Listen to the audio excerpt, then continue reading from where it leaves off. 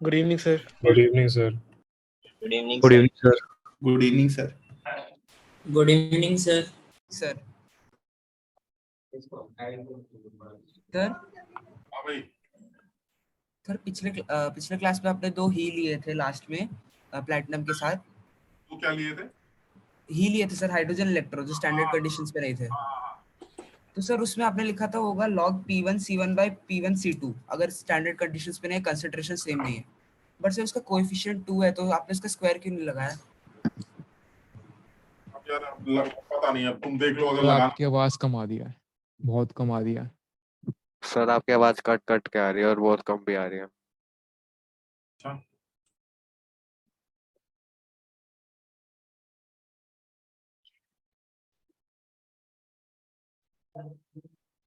Sir mute हो आप। अब तो बिल्कुल ही नहीं आ रही। बिल्कुल ही नहीं आ रही। Yes sir. ऐसा कैसे हो रहा है? मैं आज असल में सर आ रही आवाज बहुत धीरे आ रही है। बहुत कम आवाज आ रही है। बहुत धीरे आ रही है। अब बताओ, अब ठीक है? हल्की सी बढ़िया, बस बहुत हल्की बढ़िया। अब तो इसको मुंह के अंदर डाल लूं क्या? अब ठीक है?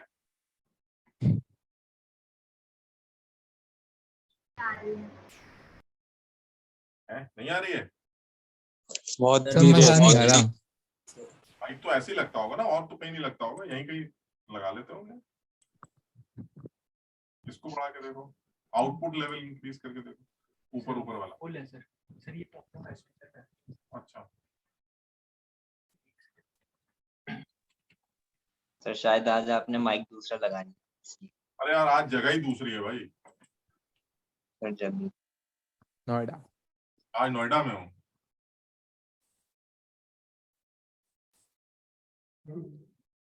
अब नोएडा से ही क्लास लूंगा। सर बोल दीजिए। अब देखो, और हम लोग सर आवाज आ रही है? यस बहुत कम, बहुत कम, बहुत सर बहुत ज्यादा कम है।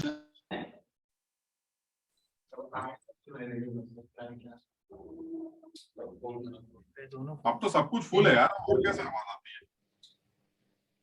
ऐसे ऐसे आ रही है आवाज? आवाज सर सेम ही है। सेम है सर। सर माइक चेंज कर दो। ये एक ही माइक है भैया हमारे पास। अरे आगरा सेंटर से ले लो। आगरा से ले लो? अच्छा, इतने पैसे कर रही हूं। देखो यार, कुछ तो सही हुआ होगा। थोड़ी घूम ही रही है आवाज। सर ये आप ना आ रही है। अरे तुम भी तेल वेल डालो, तुम सारा काम हम ही करेंगे, तुम भी कान वान में तेल डालो। सर काम से कान में भी।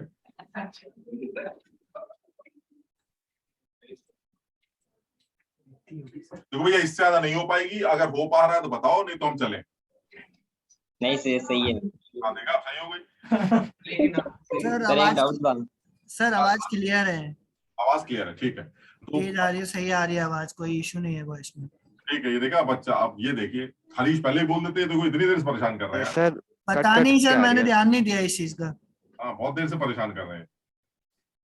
तो लक्ष्य, तुम बताओ, तुम्हें कैसी लग रही है आवाज? सर वैसे तो आज आवाज कम ही है, लेकिन जब भी मतलब कोई और बोलता है तब तो म्यूट ही हो जाते हो आप। ठीक है, चल जाएगा इतना। ऐसे सर, लेकिन वॉइस क्लियर है, उसमें दिक्कत नहीं है। काम चल जाएगा। काम चलाते हैं अभी, है ना, फिर देखते हैं इसको कैसे और सही करना है। तो लास्ट क्लास में अभी जैसे एक बच्चा ही के बारे में कुछ पूछ रहा है, तो मैंने बताया वो तुम यार अपने आप देख लो उसको, क्या स्क्वायर करना है तुम देख लेना। हो सकता है मैंने स्क्वायर ना किया हो, या तुम वो चेक कर लेना। मतलब तुम्हें समझ में आ गया ना कि जो लॉग के अंदर लिखा जाता है वो रिएक्शन कोशेंट होता है, और उसमें जो भी स्टोइकोमेट्रिक कोफिशिएंट्स होते हैं वो पावर में चढ़ाए जाते हैं। तो अगर मुझसे नहीं चढ़ा है तो तुम एक बार देख लेना उसको, है ना। तो उसमें कुछ गड़बड़ नहीं है, कुछ कमाल नहीं है। अभी एक आध बार और ही ले लेते हैं तो उससे और क्लियर हो जाएगा। ठीक। अच्छा, तो लास्ट क्लास में लग रहा है कि हम लोग ने नर्स्ट इक्वेशन को लेके कुछ बातें की थी, है ना। तो नर्स्ट इक्वेशन में तुमने जो है कुछ इलेक्ट्रोड्स बनाए थे जिसमें, लेकिन अब उसमें आयनिक का यूज था, हम ज्यादा यूज कर नहीं पा रहे हैं। लेकिन कुछ और भी चीजें जो है ऐसी हैं जो आयनिक से रिलेटेड हैं, तो हमें वो करना चाहिए। हम एक आध चीजें करने की कोशिश करते हैं। अब जिन जिन लोगों को समझ में आएगा वो एक बार जरूर समझे, और अदरवाइज बाकी सारे लोग इसको नोट भी करने की कोशिश करें, ताकि जब आगे आयनिक पढ़े तो ये चीजें दोबारा समझ पाए। ऐसे ही कोई इलेक्ट्रोड, कोई सेल जो है ऐसे भी बना के दिया जा सकता है। जैसे मान लीजिए आपको दिया जाए PTH2CO3 ऑब्लिक एक सॉल्ट ब्रिज ले लेते हैं और यहां पर मान लीजिए ले लेते हैं H2CO3 और यहां पर ले लेते हैं H2 और यहां पर ले लेते हैं PT। एक ऐसे इलेक्ट्रोड ले लेते हैं और एक इलेक्ट्रोड कुछ और ले लेते हैं। सपोज अब थोड़ा सा ताकि सब लोग समझ पाए तो हम एक छोटा सिंपल इलेक्ट्रोड और ले लेते हैं PT और H2 और मान लीजिए HCl ले लेते हैं। अब इसकी कॉन्सेंट्रेशन C1 मोलर ले लेते हैं, इसकी कॉन्सेंट्रेशन C2 मोलर ले लेते हैं और साथ में आपको H2CO3 के अब जैसे जैसे मैं पूछता जा रहा हूं वैसे वैसे मुझे बताते भी जाना। क्या सब लोग इस बात को देख पा रहे हैं कि H2CO3 इसको हटाना क्या क्या ये H2CO3 के H2CO3 एक अच्छा H2CO3 एक डाई बेसिक एसिड है, ये सब लोग समझ रहे हैं? Yes sir. अगर ये देने पर आ गया तो ये 2H+ देगा, मानते हो कि नहीं? और कोई भी वीक डाइप्रोटिक अगर एसिड होता है तो उस वीक डाइप्रोटिक एसिड के दो डिसोसिएशन कांस्टेंट्स होते हैं, K1 और एक K2। यानी ये कंफर्म हो गया कि जैसे H2CO3 है तो ये H2CO3 दो बार डिसोसिएट करेगा, यानी एक बार H2CO3 डिसोसिएट करेगा तो अपना एक इक्विलिब्रियम बनाएगा और HCO3 माइनस और H+ बनाएगा, और जो HCO3 माइनस होगा वो फर्दर डिसोसिएट करेगा और वो कार्बोनेट आयन बनाएगा और साथ में H+ बनाएगा। सब लोग जानते हो इतना कि ये हमारा फर्स्ट डिसोसिएशन कांस्टेंट है H2CO3 का और ये हमारा सेकंड डिसोसिएशन कांस्टेंट है। ठीक है ये वाली बात?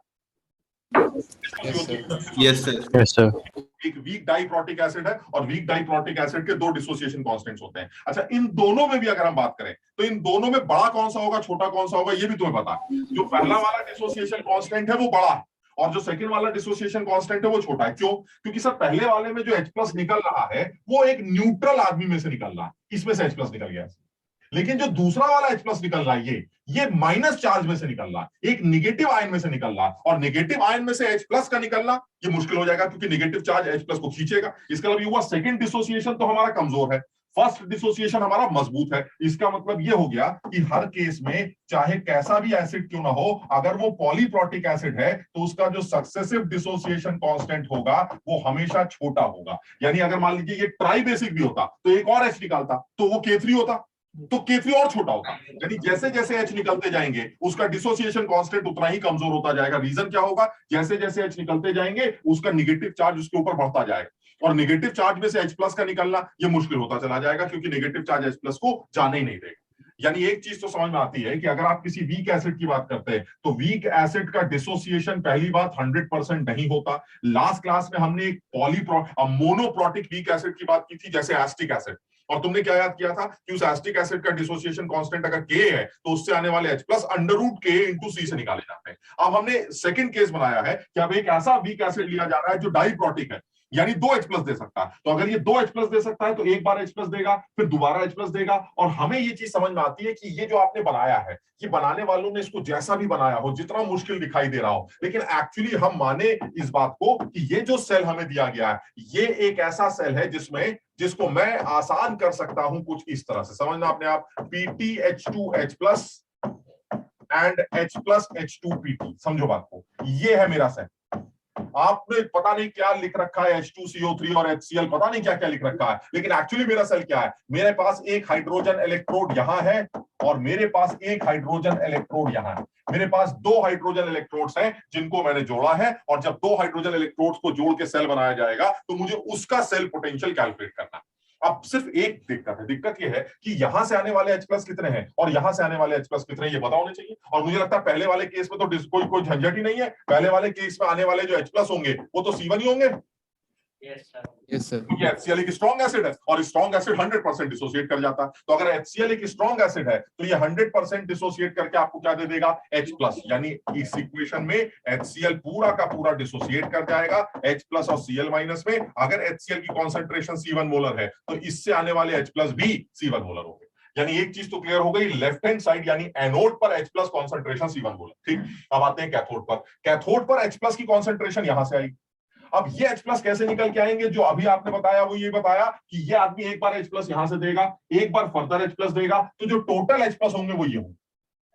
क्या तक समझ में आ रहा है? ये टोटल H+ डब्बे में फर्निश किए जाएंगे और ये जाके नीचे गिर जाएंगे। लेकिन अब देखो ये चीज हम लोग ने जब करी थी आयनिक, तो ये चीज समझाई गई कि अगर आप पॉलीप्रोटिक एसिड है तो एक से ज्यादा बार डिसोसिएट करते हैं, ठीक। अब ये बताइए इस सेकंड डिसोसिएशन का जो डिसोसिएशन कांस्टेंट है वो कमजोर और जो फर्स्ट डिसोसिएशन है वो मजबूत है। इसका ये हुआ पहले वाले H+ ज्यादा होंगे और बाद में जो H+ निकल के आ रहे हैं वो कम होंगे। तो ये जो ज्यादा वाले H+ हैं ये कम H+ के ऊपर कॉमन आयन इफेक्ट लगाएंगे और इस कॉमन आयन इफेक्ट की वजह से ये वाला इक्विलिब्रियम बैकवर्ड डायरेक्शन में मूव करेगा। याद है ली-चार्टले प्रिंसिपल, अगर आप यहां पर H+ का अमाउंट बढ़ाना शुरू कर देंगे तो ये वाला H+ पीछे भागेगा। इसका मतलब ये हुआ इस H+ पर ऊपर से आने वाले H+ इसको दबाने की कोशिश करेंगे और ये रिएक्शन बैकवर्ड डायरेक्शन में मूव करेगी। इसका मतलब यहां से आने वाले H+ कम हो जाएंगे। तो एक तो ये पहले से ही कम थे क्योंकि K2 कमजोर है, ऊपर से मैंने इसको और दबा दिया, सप्रेस कर दिया, यानी सेकंड डिसोसिएशन बर्बाद हो गया। और अगर सेकंड डिसोसिएशन बर्बाद हो गया तो सारे H+ एक्चुअली कहां से निकल के आ रहे हैं, यहां से। और अगर सारे H+ यहां से निकल के आ रहे हैं तो इसका मतलब ये हुआ कि जो भी H+ डिसाइड करेगा वो इस H2CO3 का फर्स्ट डिसोसिएशन डिसाइड करेगा। मैं सेकंड डिसोसिएशन को नेग्लेक्ट कर सकता हूं, उसकी दो रीजन होंगे। पहला, एक तो सेकंड डिसोसिएशन ऑलरेडी बहुत कमजोर है, दूसरा फर्स्ट इक्विलिब्रियम का इक्विलिब्रियम कांस्टेंट या फर्स्ट इक्विलिब्रियम से आने वाले H+ सेकंड इक्विलिब्रियम से आने वाले H+ को कॉमन आयन इफेक्ट की वजह से सप्रेस कर रहे हैं, जिसकी वजह से सेकंड इक्विलिब्रियम से आने वाले H+ खत्म हो गए। क्या तक समझ में आया? इसका मतलब ये हुआ अगर मुझे H+ सेकंड H2CO3 से आने वाले H+ चाहिए तो वो मैं सिर्फ फर्स्ट इक्विलिब्रियम से ही अपना काम चला लूंगा। सेकंड इक्विलिब्रियम को मैं कंसीडर नहीं कर रहा हूं क्योंकि सेकंड इक्विलिब्रियम का Ka ऑलरेडी कम है। दूसरी बात, Ka कम होने के साथ साथ फर्स्ट इक्विलिब्रियम सेकंड इक्विलिब्रियम को सप्रेस करने की कोशिश कर रहा है, जिसकी वजह से HCO3- से H+ का आना बंद हो रहा है। इसका अलावा अगर आपको H+ चाहिए तो आप ये अज्यूम कर लीजिए कि इसका फर्स्ट डिसोसिएशन ही आपको सारे H+ प्रोवाइड करेगा। तो एक तरह से देखा जाए तो ये डाइप्रोटिक एसिड की जगह अब मोनोप्रोटिक एसिड बन गया। मतलब सेकंड डिसोसिएशन तो कंसीडर करना ही नहीं है, तो जो भी करना है फर्स्ट डिसोसिएशन करना है। और कल हमने पढ़ा था कि जब कोई आदमी एक H+ देता है तो उससे आने वाले H+ √K/C से निकाले जाते हैं। बस फर्क क्या है, इस बार K कौन सा यूज करेंगे, K1। यानी आप इसको वीक एसिड कंसीडर करिए जैसे आपने कल किया था, बस फर्क इतना है कि Ka की जगह K1 यूज कर लीजिएगा। तो इसका मतलब ये हुआ यहां से आने वाले जो H+ होंगे वो यहां से आने वाले H+ होंगे √K1C2। बस बात खत्म। बताओ समझ गए? Yes sir. अब इसमें निकाल लीजिए आपको जो निकालना है। पहले आप कैथोडिक एनोडिक इक्वेशन बनाइए, खत्म करिए खेल। कैथोडिक एनोडिक इक्वेशन कैसे बनेगी? H2 gives 2H+ anode plus 2 electron. और कैथोडिक इक्वेशन कैसे बनेगी? 2H+ cathode plus 2 electrons gives H2। और इन दोनों को जोड़कर आपकी नेट इक्वेशन तैयार होगी। क्या बनेगी? 2H+ cathode gives 2H+ anode. ये आपकी नेट इक्वेशन। इस नेट इक्वेशन पर नस्ट लगाइए, मस्त आंसर आ जाएगा। चलिए नस्ट लगा के देख लेते हैं। नस्ट कैसे लगेगी? E cell is equal to E0 cell. और मेरे ख्याल से सब लोग समझ रहे होंगे E0 सेल तो 0 होगा क्योंकि दोनों ही हाइड्रोजन इलेक्ट्रोड है, दोनों के ही स्टैंडर्ड पोटेंशियल्स तो वैसे ही 0 होते हैं, तो 0 - 0 0 ही आएगा। इसका ये हुआ, इसका E0 सेल 0 होगा। -0.0591/2 क्योंकि 2 इलेक्ट्रॉन्स का ट्रांसफर हो रहा है, /2 log of H+ concentration of anode का square divided by H+ concentration of cathode का स्क्वायर। ये दिख रहा है H+ एनोड का स्क्वायर अपॉन H+ कैथोड का स्क्वायर। अब आप एनोड कैथोड निकाल चुके हैं। एनोड कितना है आपका? C1 और कैथोड H+ कितना है? √K1C2। सीधे वहां पुट कर दीजिए, पुट करके आंसर समझ में आया ना? तो यानी H+ एनोड जो है उसकी जगह C1 आ जाएगा। This is -0.0591/2 log of H+ anode का स्क्वायर यानी C1 का स्क्वायर। और H+ कैथोड कितना दे रखा है? √K1C2 यानी उसका स्क्वायर करेंगे तो K1C2। ये आपका आंसर है। सारी इंफॉर्मेशन आपको सवाल में दे रखी है, सिर्फ वैल्यू पुट करिए, पुट करके आंसर है। अब सबसे पहले देखो इसमें 2-3 चीजें हैं। सबसे पहले आराम से सिर्फ इस सवाल को करना एम नहीं है ना। मैं बिल्कुल इसी तरह का मिलता जुलता एक सवाल और दे देता हूं ताकि तुम इसको कर सको। लेकिन पर्पस ये है कि कम से कम इस चैप्टर में ही सही, लेकिन आयनिक के इन 2-3 छोटे अच्छे कॉन्सेप्ट्स को सीख लें कि अगर कोई वीक एसिड है मोनोप्रोटिक तो उससे आने वाले H+ की वैल्यू √K1C से निकलती। अगर कोई पॉलीप्रोटिक एसिड है वीक एसिड तो उससे आने वाले H+ की वैल्यू उसके फर्स्ट डिसोसिएशन कांस्टेंट से निकलती है। मुझे second, third, fourth dissociation constant से कोई मतलब नहीं होता। कम से कम अभी इस सवाल से ये सीख लेते हैं। और जहां तुम्हें H प्लस की कॉन्सेंट्रेशन मिली, मतलब तुम खुद देखो ना, ये सब तो बेकार के लिए दिया गया H2CO3 फलाना, हो क्या रहा है, H2H प्लस में जा रही है, यानी एक कंपार्टमेंट H प्लस, दूसरा कंपार्टमेंट H प्लस, आपको H प्लस की कंसेंट्रेशन मिल जाएगी, आप सीधे नस्ट इक्वेशन लगाइए, आपको anodic cathodic H plus concentration पता होनी चाहिए, और वो कॉन्सेंट्रेशन आपको आयनिक के छोटे से कॉन्सेप्ट से निकालनी पड़ेगी। कुछ समझे बात को? Yes sir. Yes sir. Yes sir, clear. Gunjan ठीक है बेटा? Yes sir. अच्छा चलिए, अब बिल्कुल इसी से बिल्कुल मिलता जुलता सेम सवाल, ताकि तुम्हारी थोड़ी सी प्रैक्टिस हो जाए, बिल्कुल सेम सवाल मिलता जुलता, थोड़ा सा चेंज कर देंगे आप। जैसे ये ले लेते हैं, ये ले लेते हैं Pt, इधर ले लिया H2 और इधर मान लीजिए ले लिया H2CO3, फिर इधर ले लेते हैं H3PO4 H2PT, ये C1 मोलर है, ये C2 मोलर है, और आपसे पूछा जा रहा है ई सेल कैलकुलेट करिए, ये सवाल आता है। तो मैं सबसे पहले क्या बोलूंगा, क्या पूछूंगा कि भाई मुझे कुछ और भी तो दे दो मुझे, क्योंकि ये बात पता है कि H2CO3 कार्बोनिक एसिड जो कि वीक एसिड है, और ये फास्फोरिक एसिड भी एक वीक एसिड है, मुझे इनके डिसोसिएशन कांस्टेंट्स पता होने चाहिए, क्योंकि वीक एसिड्स का H प्लस के से निकलता। ठीक, तो मैंने कहा भाई ऐसा जरा बताइए आपका के, तो उसने खुद बता दिया कि H2CO3 जो कि एक वीक डाइप्रोटिक एसिड है, इसके दो के वैल्यूज होती हैं, एक K1 और एक K2, सवाल में दे देगा, उसने दे दी। ठीक, और H3PO4 जो कि वीक ट्राइप्रोटिक एसिड है, वो इस H3PO4 के 3 के वैल्यू दे देगा, K1, K2 और K3, ये तीनों वैल्यूज दे देगा। अब वो कहेगा देखिए ऐसा मैंने जो आपको चाहिए दे दिया, अब आपका जैसा दिल करे सॉल्व कर लीजिए। तो अब तो तुम्हारा दिमाग क्या कहता है कि भाई मुझे एनोडिक H प्लस कॉन्सेंट्रेशन पता चल जाए, मुझे कैथोडिक H प्लस कॉन्सेंट्रेशन पता चल जाए, मेरा वही इक्वेशन जैसे अभी बनाई कि H प्लस एनोड कैथोड हो गया सॉल्व। अब उसमें anodic cathodic H plus concentration की आपको थोड़ा सा आयनिक का आइडिया होना चाहिए, जो अभी हमने बात की थी। क्या ये वीक एसिड है? है, क्योंकि केवल रखे तो वीक एसिड है, तो ये दो बार टूटेगा K1 और K2 के हिसाब से। Yes sir. लेकिन सर K2 तो बेकार है सर, K2 बहुत कम होता है। चलिए ठीक है, तो उससे तो H प्लस तो आएंगे, नहीं सर, एक तो वैसे ही कम आएंगे क्योंकि K2 कम होता है, और दूसरा पहला वाला H प्लस दूसरे वाले को दबा देगा, कॉमन आयन इफेक्ट, पीछे चला जाएगा, नीचे। ये ली चार्ट समझ में आता है, यानी ऊपर से आने वाले H प्लस नीचे वाले H प्लस को दबा देंगे। क्यों दबा देंगे? क्योंकि नीचे वाले H प्लस छोटे से हैं और ऊपर इतने सारे H प्लस आ रहे हैं, तो वो इतने सारे H प्लस ऊपर से आने वाले, नीचे से आने वाले H प्लस से कहेंगे चलिए आप वापस चलिए, ये इक्विलिब्रियम खत्म। यानी ये कंफर्म हो गया कि आप इस H2CO3 से आने वाले H प्लस फर्स्ट डिसोसिएशन से ही कैलकुलेट करेंगे। यहां तक ठीक है? तो सर ये K2 क्यों दे रखा है, हमें नहीं पता क्यों दे रखा है। हो सकता है बेवकूफ बनाने के लिए दिया गया हो, बच्चों को कंफ्यूज करने के लिए दिया गया हो, और हो सकता है ना दिया गया। तो अगर ना दिया गया हो तो बहुत ही बढ़िया, हमें तो जरूरत ही नहीं है। लेकिन अगर ना दिया गया हो तो कंफ्यूजन नहीं आ रहा है, समझ बात को, तो हो सकता है कंफ्यूज करने के लिए दे दे कि बच्चा K2 में भी घुस जाए जाके। लेकिन जो समझदार होगा समझ जाएगा भाई मुझे K2 K2 से मतलब ही नहीं है, मेरा सारा आंसर K1 डिसाइड करेगा, क्योंकि किसी भी वीक एसिड से आने वाले H प्लस फर्स्ट डिसोसिएशन से ही निकाले जाते हैं, बिकॉज सेकेंड या सक्सेसिव डिसोसिएशंस ऑलरेडी इतने कम होते हैं कि उनको कंसीडर नहीं करना चाहिए, और साथ ही साथ कॉमन आयन इफेक्ट की वजह से वो वैसे ही बर्बाद हो जाते हैं। ठीक है, अच्छा अब यहां आते हैं, H3PO4 भी मुझे लगता है 3 बार टूटेगा, K1, K2, K3, समझ बात को। और फिर वही वाली बात आती है सर K1 बड़ा होगा, K2 में एक नेगेटिव चार्ज होगा, उसमें से H प्लस निकलेगा तो छोटा हो जाएगा, और K3 में 2 नेगेटिव चार्जेस होंगे, उसमें से H प्लस निकलेगा। यानी तुम खुद देखो, अगर H3PO4 के तीनों डिसोसिएशंस लिखते हो तो एक डिसोसिएशन H3PO4 का होगा H2PO4 minus plus H plus, और फर्दर डिसोसिएशन अगर हुआ तो अब देखो एक नेगेटिव चार्ज में से H प्लस निकल रहा है, मुश्किल हो गया, HPO4 और 2 नेगेटिव प्लस H प्लस। अब देखिए 2 नेगेटिव चार्ज आ गए, अब इसमें से इलेक्ट्रॉन H प्लस निकल रहा है, बवाल हो जाएगा, बहुत मुश्किल हो जाएगा, और ये बनेगा PO4 3 negative plus H plus. साफ दिखाई देता है sir, this is first dissociation constant K1, this is K2 and this is K3। एक तो सर पहली बात ये बर्बाद, 2 नेगेटिव चार्जेस में से H से कहा जा रहा है तुम जाओ प्लस के फॉर्म में, सवाल ही नहीं उठता, नेगेटिव चार्ज H प्लस को जाने नहीं देगा, पकड़ लेना। तो इसका अलावा सेकंड थर्ड डिसोसिएशन तो बर्बाद हो गया।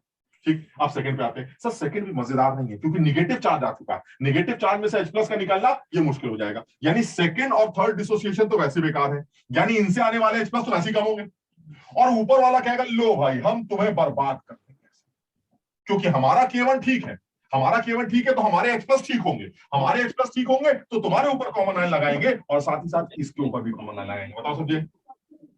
और साथ ही साथ ये वाला H प्लस भी इसके ऊपर कॉमन है। क्यों? क्योंकि सबसे कम H प्लस कौन से?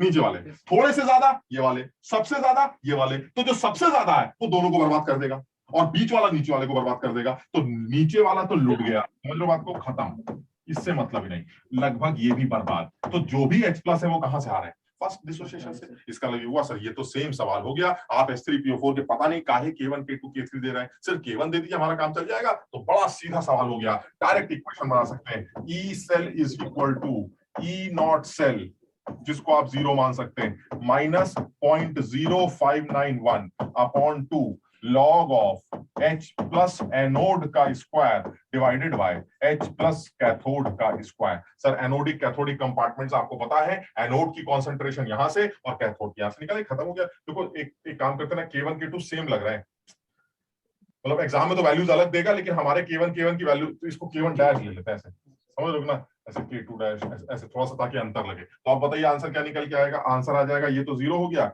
माइनस 0.0591 अपॉन 2 लॉग ऑफ, एक आ गया H प्लस का स्क्वायर, एनोड कौन सा है हमारा? H2CO3, तो ये आ जाएगा अंडर रूट K1C1 का स्क्वायर, यानी सिर्फ K1C1 स्क्वायर हो गया ना, अपॉन नीचे भी वही आ जाएगा K1 dash C2। This is ease.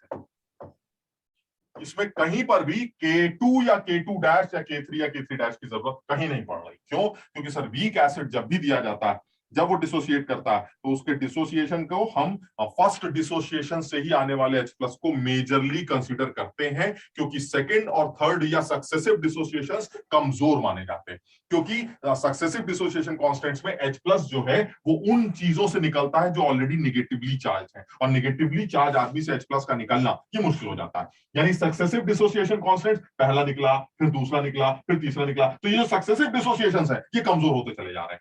दूसरा, सर ऊपर वाला क्योंकि ठीक है तो बाकी लोगों को सप्रेस कर देता है, दबा देता है, इसलिए H प्लस की कॉन्सेंट्रेशन सारी कहां से मान लेते हैं? फर्स्ट डिसोसिएशन से। तो जब भी आपको H प्लस कंसीडर करना हो किसी वीक एसिड से, देखो उल्टी सीधी बातें याद नहीं करनी, बिल्कुल सीधी सीधी बात कर रहे हैं, वीक एसिड से आने वाले H प्लस अगर वो पॉलीप्रोटिक एसिड है तो K1 डिसाइड करेगा।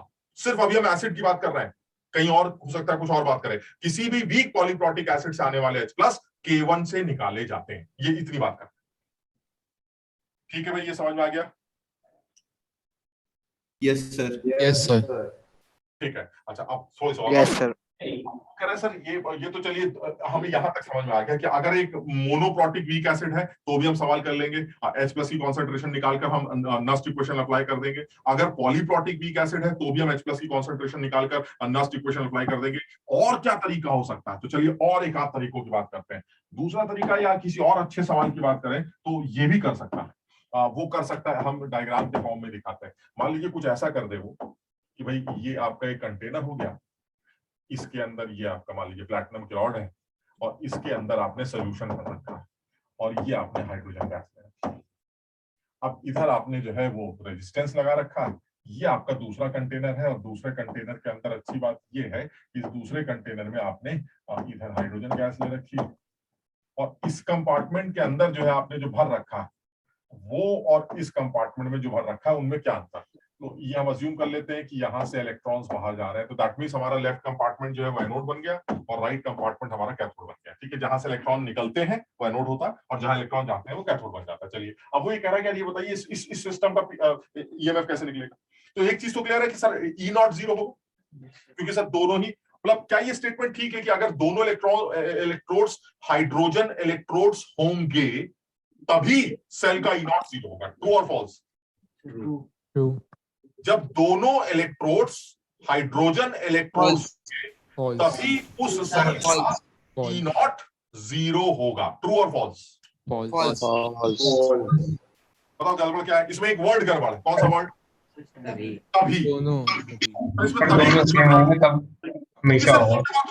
दोनों सेम होने चाहिए। हाँ, आपकी ये बात तो समझ में आती है कि हम दोनों हाइड्रोजन इलेक्ट्रोड मान लीजिए, फिर तो बात ही खत्म हो गई। सर जब दोनों हाइड्रोजन इलेक्ट्रोड है तो इसके ई नॉट में से जब आप इसका ई नॉट माइनस करेंगे तो 0 आएगा। क्यों? इनके तो 0 ही होते ना। जब ई नॉट ही 0 है दोनों के, तो 0 - 0 तो 0 आएगा ही। सर ये 0 तब भी तो आएगा जब 5 - 5 करेंगे। 0 - 0 तो 0 होता ही है सर, 5 - 5 भी तो 0 होता है। मतलब ये दोनों इलेक्ट्रोड सर सेम होने चाहिए। अगर ये दोनों इलेक्ट्रोड सेम है तो उस केस में ई नॉट जीरो आएगा, बात खत्म। यानी अगर मान लीजिए ये जिंक इलेक्ट्रोड है, ये भी जिंक इलेक्ट्रोड है, ई नॉट जीरो हो गया। ये कॉपर का इलेक्ट्रोड है, ये भी कॉपर का इलेक्ट्रोड है, ई नॉट जीरो हो गया। क्योंकि उनके ई नॉट वैल्यू सेम होंगे, तो जब आप माइनस करेंगे तो जीरो आ जाएगा। इसका मतलब ये हुआ कि अगर किसी सेल का ई नॉट जीरो है तो उस सेल को कंसंट्रेशन सेल का नाम दिया जाता है। तुम कहीं पर ये मेंशन कर लो, किताबों में अजीब तरीके से इसकी डेफिनेशन गलत सलत दी जाती है, सिर्फ एक लाइन कंसंट्रेशन सेल के लिए बोली जाती है, the cell having E naught zero is the concentration cell. यानी कंसंट्रेशन सेल वो सेल होते हैं जिसमें ई नॉट सेल जीरो होता है। बस हमें इतनी बात समझ, यानी अगर सेल का ई नॉट जीरो होगा तो वो कंसंट्रेशन सेल की कैटेगरी में डाला जाए। ये तुम्हारे पास नोट्स कौन से हैं? फिर और वो रख छाप दूंगा, इसमें ऐसे लिखना पड़ता है। हाँ ठीक है। हाँ, ये समझ में आई हुई बात सबको? तो ये बिल्कुल कहीं कोने में अपना चुपचाप लिख देते हैं। ऐसा है, अगर आप कंसंट्रेशन सेल की बात कर रहे हैं तो हम उल्टी सीधी डेफिनेशन की बात नहीं करेंगे। कंसंट्रेशन सेल्स आर दो सेल्स और which is not cell is equal to zero, बात खत्म। इससे ज्यादा इसके बारे में कोई डिस्कशन नहीं करना चाहते हैं। और ई नॉट सेल जीरो होने के दो तरीके होते हैं, या तो जीरो माइनस जीरो वाला सीन बने, और वो तभी हो सकता है जब दोनों इलेक्ट्रोड्स हाइड्रोजन इलेक्ट्रोड्स हो, और या फिर दोनों इलेक्ट्रोड्स सेम इलेक्ट्रोड्स। यानी अगर दोनों इलेक्ट्रोड सेम है तो चाहे वो हाइड्रोजन के हो चाहे किसी और के हो, ई नॉट सेल जीरो आएगा, और ऐसे सिस्टम को एक कंसंट्रेशन सेल का नाम दे दिया जाएगा। क्या ये भी ठीक कहना है कि उसका ई सेल भी जीरो आएगा?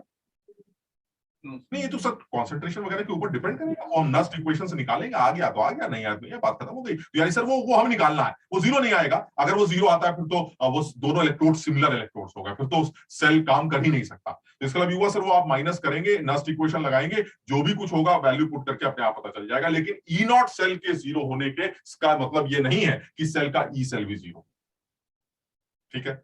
तो अगर कोई पूछे कि क्या कंसंट्रेशन सेल वर्किंग कंडीशंस पे कभी होंगे, तो जिन बच्चों को ये पढ़ा होता है कि ई नॉट जीरो नहीं होना चाहिए, याद है ई नॉट पॉजिटिव आना चाहिए, ई नॉट पॉजिटिव आना चाहिए, वो तो ये लिख के चले जाते हैं कि यार ई नॉट तो जीरो है, इसका मतलब सेल काम ही नहीं करेगा। जबकि उनको ये नहीं पता है कि ई नॉट कुछ होता ही नहीं है।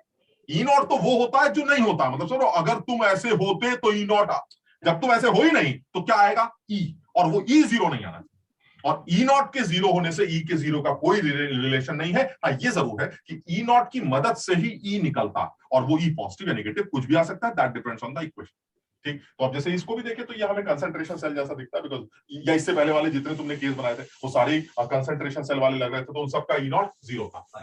इस इलेक्ट्रोड इस सेल को बनाते हैं, ये कह रहे हैं कि भाई देखिए ऐसा, यहां पर मैं सी मोलर NaHCO3 का सोल्यूशन लूं, और यहां पर C1 मोलर, और यहां पर मैं C2 मोलर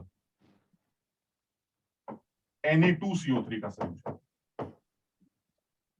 अब आपको बताना है कि इस सेल का EMF क्या। अब देखो ये सवाल अब मुश्किल हो गया, अब ये एडवांस लेवल का सवाल है, क्योंकि ये सिर्फ वही बच्चा कर पाएगा जिसको आयनिक के बारे में थोड़ी और डीप नॉलेज। तो जिसको आयनिक के बारे में कम इंफॉर्मेशन है वो ये सवाल नहीं कर पाएगा, क्योंकि, और मैं इसलिए करवा रहा हूं क्योंकि ठीक है कि और कुछ नहीं तो थोड़ा थोड़ा समझते चलोगे। अब जैसे कुछ बच्चे जिन्होंने आयनिक को बहुत अच्छी तरह से नहीं पढ़ रखा है, उनको कम से कम आज ये बात याद कर लेंगे वो कि अगर कोई भी वीक एसिड हो, मोनोप्रोटिक, सिंग एक एच देने वाला, तो उससे आने वाले H+ √K1C से √KAC से निकलते हैं। और अगर कोई पॉलीप्रोटिक है तो उससे भी Ka से निकलते हैं, और फर्स्ट वाले से निकलते हैं, तो उसका आंसर H+ का √K1C से निकलता है। तो ये दो बातें याद कर ली। अब दो एक बातें और हैं जो और याद करने की कोशिश करते हैं। अब तुम ये सब लोग देखो जरा, देखने में तो ये अजीब सा लगता है सर ये सोडियम कार्बोनेट वो तो सॉल्ट होता है, सोडियम बाइकार्बोनेट ये भी सॉल्ट होता है, ये एसिड थोड़ी ना है, तो आपने H2 को अंदर डाला है। सर ये हाइड्रोजन इलेक्ट्रोड कैसे है? क्योंकि H+ तो कहीं दिख ही नहीं रहा, जैसे सोडियम कार्बोनेट सॉल्ट होता है, ये सोडियम बाइकार्बोनेट ये भी सॉल्ट होता है, तो इसमें H+ है कहां? अब तुम सब समझो इस बात को, इसमें थोड़ा सा तुम्हें अकल लगाना है, और ये तुम समझ भी रहे हो। एक्चुअली सोडियम कार्बोनेट का जो C2 मोलर सोल्यूशन है, इससे भी H+ की कॉन्सेंट्रेशन तुम्हें प्रोवाइड करेगा। यानी इस सोल्यूशन में भी H+ होंगे, चाहे वो ज्यादा हो चाहे वो कम हो, आप इस सोल्यूशन के H+ या इस सोल्यूशन की pH भी कैलकुलेट करना जानते हैं। यानी अब अगर मैं यहां पर H+ की कॉन्सेंट्रेशन निकालना चाहूं तो H+ की कॉन्सेंट्रेशन इस सोडियम कार्बोनेट की C2 मोलर सोल्यूशन में निकाल सकता हूं। इसी तरह से बाइकार्बोनेट सोल्यूशन में भी H+ की कॉन्सेंट्रेशन कैलकुलेट की जा सकती है। तो अब यहाँ पर तुम्हारे लिए फिर वही वाली बात आ रही है कि अगर तुम्हें ये सिखा दिया जाए कि इस तरह के सॉल्यूशंस में H+ की कॉन्सेंट्रेशन कितनी है, तो आप सवाल कर लेंगे, क्योंकि मुझे फिर वही लगता है कि तुम सब समझ रहे हो कि इस सवाल को आप अगर लिखना चाहते तो आप इस तरह से लिख सकते थे, PtH2H+ एनोड वाला, H+ कैथोड वाला, H2Pt। बताओ सही कर रहे हैं? क्या तुम समझ पा रहे हो? ये एनोड और ये कैथोड, सारा खेल एक जगह रुक रहा है। कहां?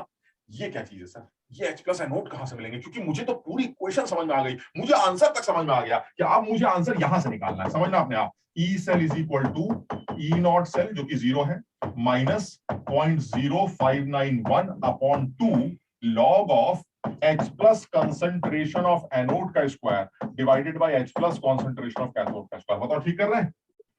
ये आंसर है सर मेरा, मुझे आंसर दिख रहा है सर, बस मुझे ये और E नॉट तो 0 है, इसमें तो कुछ सोचने की जरूरत नहीं, E नॉट 0 है सर, मुझे सारा आंसर दिख रहा है, बस एक गड़बड़ हो रही है। ये H प्लस एनोड और H प्लस कैथोड कहां से आएंगे? इस कैथोड में H प्लस की कॉन्सेंट्रेशन कितनी है और यहाँ कैथोड एनोड के अंदर H प्लस की कॉन्सेंट्रेशन कितनी है, वो कैसे निकालें? और मुझे H प्लस कहीं दिख भी नहीं रहा। इससे पहले क्या था, बर्तन में आपने एसिड ले लिया तो मैं सोचता था अरे H प्लस तो होंगे ही होंगे, अब आपने पता नहीं कार सोडियम सॉल्ट होता है, सॉल्ट सोल्यूशन है, H प्लस कहां से आए? अरे भाई हर सॉल्ट सोल्यूशन में H प्लस की कॉन्सेंट्रेशन एग्जिस्ट करती है। अरे जब पानी में करती है, समझो बात को, तो फिर H प्लस तो है ही, अब वो कम है या ज्यादा है, कितने हैं, वो आपको निकाल लाना चाहिए। अब तुम्हारे लिए फिर एक इन्फॉर्मेशन, अगर आपके पास एक ऐसा सॉल्ट है जिसमें कैटायनिक और एनायनिक में से किसी एक पार्ट की हाइड्रोलिसिस, यार इस सवाल को थोड़ा सा आसान कर रहा है, एक सेकंड को थोड़ा सा, फिर उसके बाद सेकंड स्टेप मुश्किल करेंगे। थोड़ा सा आसान मतलब क्योंकि फिर वो वाली बात नहीं समझ पाएंगे। जैसे C2 मोलर Na2CO3 की जगह कुछ और लिख लेते हैं, CS3COONA, सोडियम एस्टेट, थोड़ा सा आसान हो जाए सर। हाँ सर, जो HCO3 माइनस बनेगा उससे तो H प्लस आ सकता है ना? हाँ, मतलब H, मैं अभी बात करूंगा, HCO3 माइनस से H प्लस आ भी सकता है और वो H प्लस खा भी सकता है, मानते हो कि नहीं? सर ये खाने का तो नहीं पता, मगर दिख रहा है H। खाने के सिर्फ निगेटिव चार्ज है ना हमारे ऊपर। हाँ सर, तो H प्लस तो वो जाने भी नहीं देगा। हाँ, तो मतलब अब दे भी सकता है, मतलब ठीक है कमजोर है, कमजोर और खा भी सकता है, समझो दोनों बातें। इस तरह का जो एनायन होता है ना, जो खा भी सकता है और दे भी सकता है, वो एम्फीप्रोटिक एनायंस, और एम्फीप्रोटिक एनायंस जिस सोल्यूशन में पाए जाते हैं उनकी पीएच कैलकुलेट करने का बड़ा आसान तरीका होता है। अगर तुम लोगों ने थोड़ी सी मेहनत की और तुम थोड़ा सा साथ दो तो ये आयनिक ऑलमोस्ट कंप्लीट हो जाएगा तुम्हारा यहीं पर, लेकिन तुम्हें फिर चीजें अब तो याद रखनी पड़ेगी। अगर आप भी याद नहीं रखोगे तो फिर आयनिक नहीं सीख पाओगे। तो अब जैसे अब तक जो तुम्हारे सामने आई है वो ये आई। पहली बात, स्ट्रॉन्ग एसिड से आने वाले H प्लस 100% डिसोसिएशन से निकाल लिए जाते हैं, उसमें K1 K2 का कोई मतलब ही नहीं। वीक एसिड अगर मोनोप्रोटिक है तो उससे आने वाले H प्लस √KAC से निकल आते हैं। अगर पॉलीप्रोटिक है, एक से ज्यादा H देने वाला, तो उस केस में आने वाले H प्लस √K1C से निकल आते हैं, K2 K3 से कोई मतलब ही नहीं होता। यहां तक याद हो गया? Yes sir. अब एक स्टेप और आगे बढ़ते हैं। अगर कोई ऐसा सॉल्ट सोल्यूशन जो कि पानी में बातचीत कर ले, पानी में भीगे, भीग कर टूटे और उसके बाद टूटने के बाद जो कैटायन एनायन बने वो पानी से रिएक्ट करने लगे, तो ऐसे सॉल्ट सोल्यूशन के भी H प्लस कैलकुलेट किए जा सकते हैं। समझो, अब मैं इस बारे में बात कर रहा हूं, यानी अभी हम इस सवाल को लेकर आगे बढ़ते हैं। पहले एक छोटी सी बात जो सोडियम एसिटेट के बारे में बताऊं। सोडियम एसिटेट अगर हम देखें तो सोडियम एसिटेट एक ऐसा सॉल्ट है, जब इसको पानी में डाला गया होगा तो ये CH3COONA एक्वस बना और ये CH3CONA एक्वस ब्रेक करके CH3CO minus aqueous plus Na plus aqueous में टूट गया। बताओ यहां तक ठीक है? Yes sir. आपने सॉल्ट सोल्यूशन कैसे बनाया होगा? सॉल्ट को पानी में घोला होगा, तो जब आपने सॉल्ट को पानी में घोला तो सॉल्ट टूट गया, कैटायन एनायन में ब्रेक कर गया, तो ये कैटायन बन गया, ये कैटायन बन गया। अब उम्मीद क्या है, हो क्या सकता? तो हमने कहा सर ये देखिए कैटायन बना है, एनायन बना है, तो पानी में रिएक्ट कर सकते हैं। तो मैंने कहा करा के देख लो। मैंने Na प्लस से कहा चलिए आप पानी में रिएक्ट करिए, तो Na प्लस पानी में रिएक्ट करने लगा, तो Na प्लस एक्वस वाटर से रिएक्ट करेगा। बताओ क्या रिएक्शन लगती है तुम्हें? रिएक्शन क्या लगती है? Na प्लस से क्या उम्मीद करते हो कि क्या ले सकता है? प्लस चार्ज पानी में से OH माइनस OH खींचते ही इसने OH बना दिया और छोड़ क्या दिया? H plus.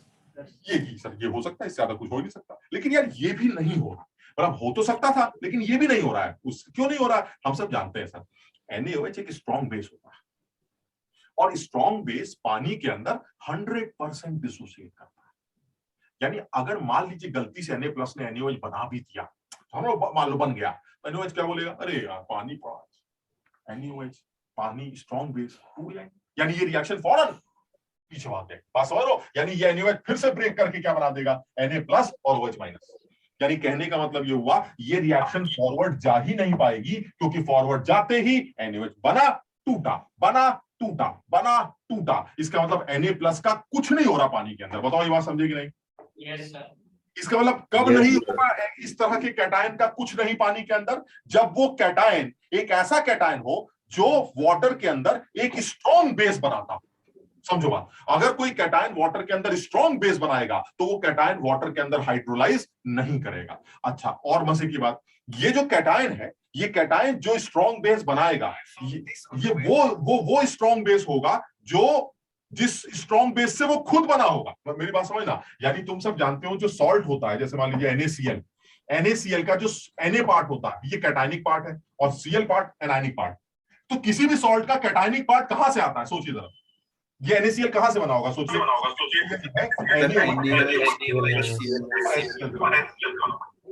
अब बताइए, ये जो Cl वाला पार्ट है ये कहां से आया? HCl से।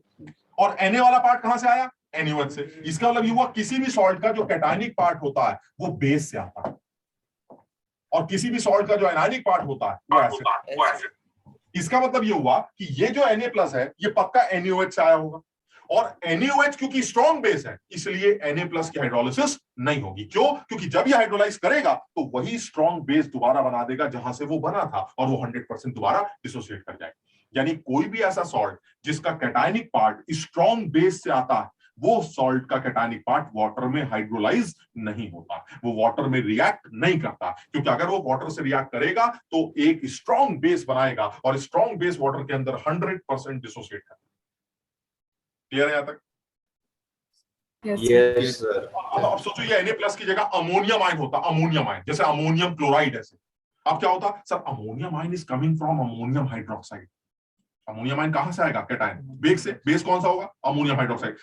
कमजोर है, अमोनियम हाइड्रोक्साइड कमजोर बेस है। तो अरे सर फिर तो पानी में बातचीत हो सकती है। क्यों? क्योंकि पानी में जब अमोनियम बात करेगा तो अमोनियम हाइड्रोक्साइड बनाएगा, और अमोनियम हाइड्रोक्साइड एक कमजोर बेस है, तो वो फर्दर टूटेगा नहीं, पूरा टूटेगा लेकिन पूरा नहीं टूटेगा। इसका मतलब ये हुआ अमोनियम आयन का कुछ हिस्सा अमोनियम हाइड्रोक्साइड के फॉर्म में एग्जिस्ट करेगा, यानी अमोनियम आयन हाइड्रोलाइज हुआ।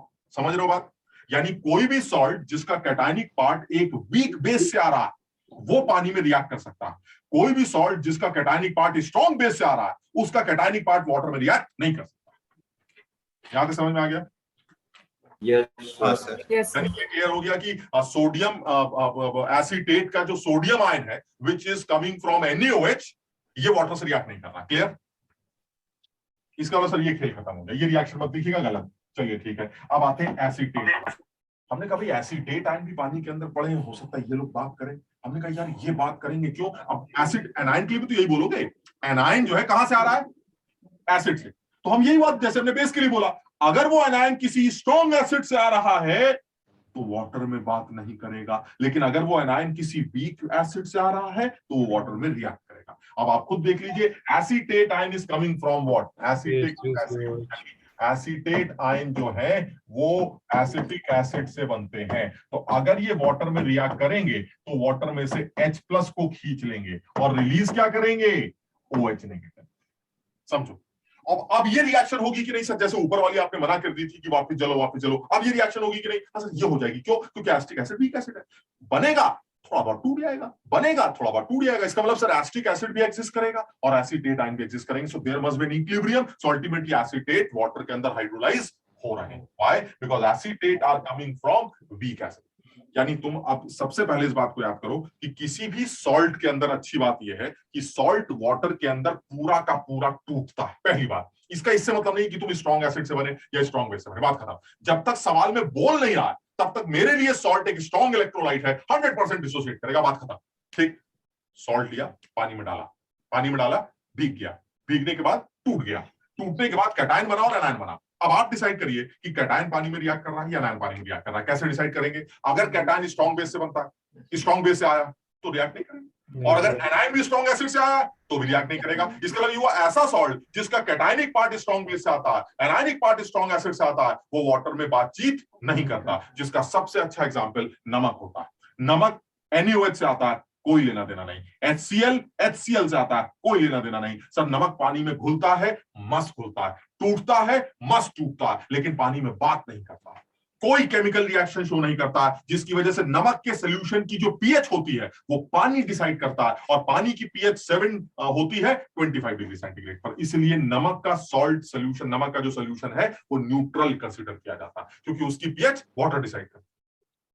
कुछ समझ पा रहे हो? यानी NaCl is a salt which is from NaOH and HCl. NaOH is strong base, ultimately Na+ के हाइड्रोलिसिस बंद, HCl strong acid, Cl के हाइड्रोलिसिस बंद। यानी नमक को पानी में डाला, घुला, टूटा, सब कुछ हुआ, लेकिन पानी से रिएक्ट नहीं कर रहा है। तो अगर वो चीज पानी से रिएक्ट ही नहीं कर रही है, तो जो भी पीएच होगी सोल्यूशन की वो कौन डिसाइड करेगा?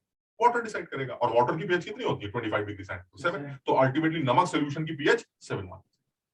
अब जो मैंने सवाल दिया था वो था सोडियम एसीटेट। अब बताइए सोडियम एसीटेट में सोडियम का कुछ हो सकता है क्या पानी के अंदर? नहीं हो सकता। एसीटेट का हो सकता है। एसीटेट का, अगर एसीटेट का कुछ हो सकता तो क्या रिलीज करेंगे ये? OH-। और अगर एसीटेट आयन की हाइड्रोलिसिस OH- आयन रिलीज कर रही, तो सर ये फिर तो हमें पता होनी चाहिए कि कितने OH- आ रहा है, ताकि मैं H+ निकाल सकूं, क्योंकि मुझे सोल्यूशन के H+ चाहिए। ये जो जितना भी मैंने ड्रामा किया है, ये एक्चुअली तुम्हारे H+ निकालने, क्योंकि मुझे ये पता है तुम कैसे भी हो, मुझे तुम्हारे कंटेनर के H+ चाहिए ताकि मैं इस इक्वेशन में पुट कर सकूं। यानी this is a salt solution of sodium acid and this is salt solution of sodium bicarbonate. इसको तो अब अलग करते हैं, पहले इसकी बात कर रहे हैं। सोडियम एसिटेट के सॉल्ट सोल्यूशन की H+ कितनी होती है ये निकालनी। बताओ सब लोग को समझ में आ रहा है कि ये सवाल, ये सिस्टम हाइड्रोजन इलेक्ट्रोड है एक्चुअली?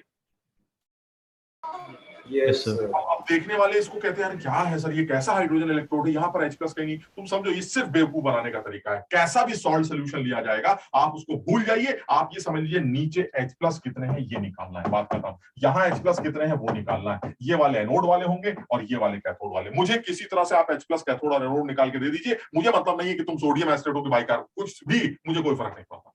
और उसको निकालने के लिए करा क्या जाएगा? उसके निकालने के लिए मुझे एसीटेट आयन की हाइड्रोलिसिस से आने वाले H+ की कंसंट्रेशन या OH- की कंसंट्रेशन निकालनी आनी चाहिए। अब इस बात को हम डिराइव करके तो नहीं दिखा रहे, लेकिन इस बात को तुम याद कर लो कि किसी भी एनायनिक हाइड्रोलिसिस से जो H+ बनते हैं उनकी कंसंट्रेशन, उनकी वैल्यू √KWK/C से निकाली जाए। ये है H+ की कंसंट्रेशन अगर आप किसी भी एनायनिक हाइड्रोलिसिस से तैयार। अब तुम देख लो यहाँ पर एनायन की ही हाइड्रोलिसिस हो रही है। एनायन की हाइड्रोलिसिस से पहले OH आ जाएंगे, कैसे भी निकाले जाएंगे। OH आ जाएगी तो उसके पास H+ आ जाएंगे, और ये H+ निकालने का तरीका है KWK/C।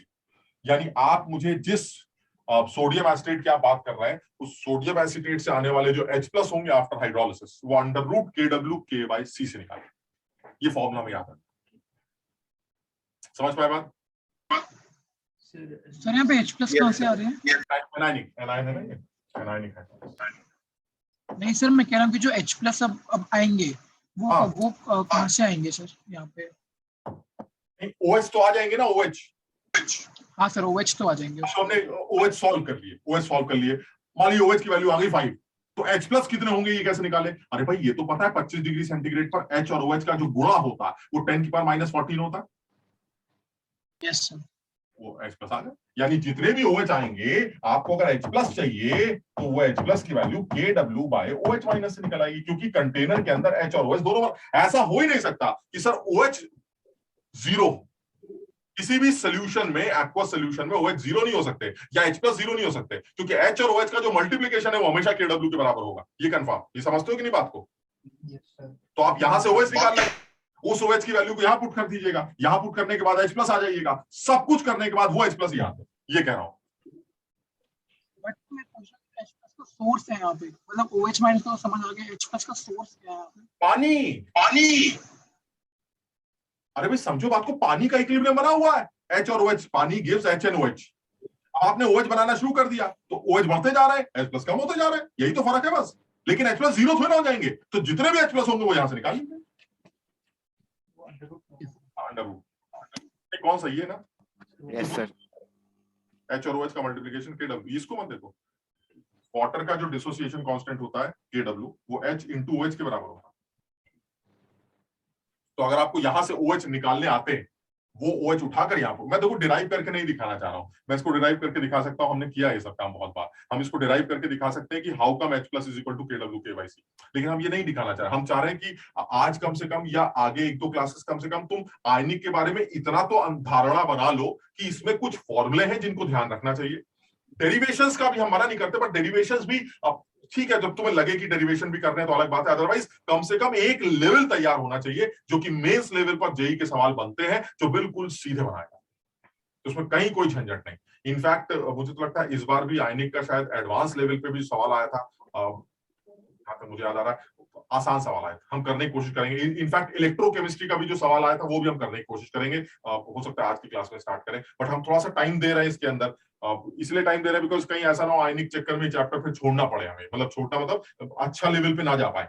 तो मैं ये चाह रहा हूं कि कम से कम कुछ एक लेवल तैयार करें, और ये लेवल बड़ा सीधा है। सबसे पहले वीक एसिड्स की पीएच के बारे में डिस्कशन किया हमने, फिर हमने सॉल्ट सॉल्यूशंस की पीएच के बारे में डिस्कशन करना स्टार्ट किया, और ऐसे सॉल्ट सॉल्यूशन को लेके आए हैं जिसमें एनायन कह रहा है मैं बात करूंगा और कैटायन कह रहा है मैं बात नहीं करूंगा। तो अगर एनायन पानी में बात करता है तो उस केस में जो H+ की कॉन्सेंट्रेशन निकल के आती है वो √KW/KYC से निकल।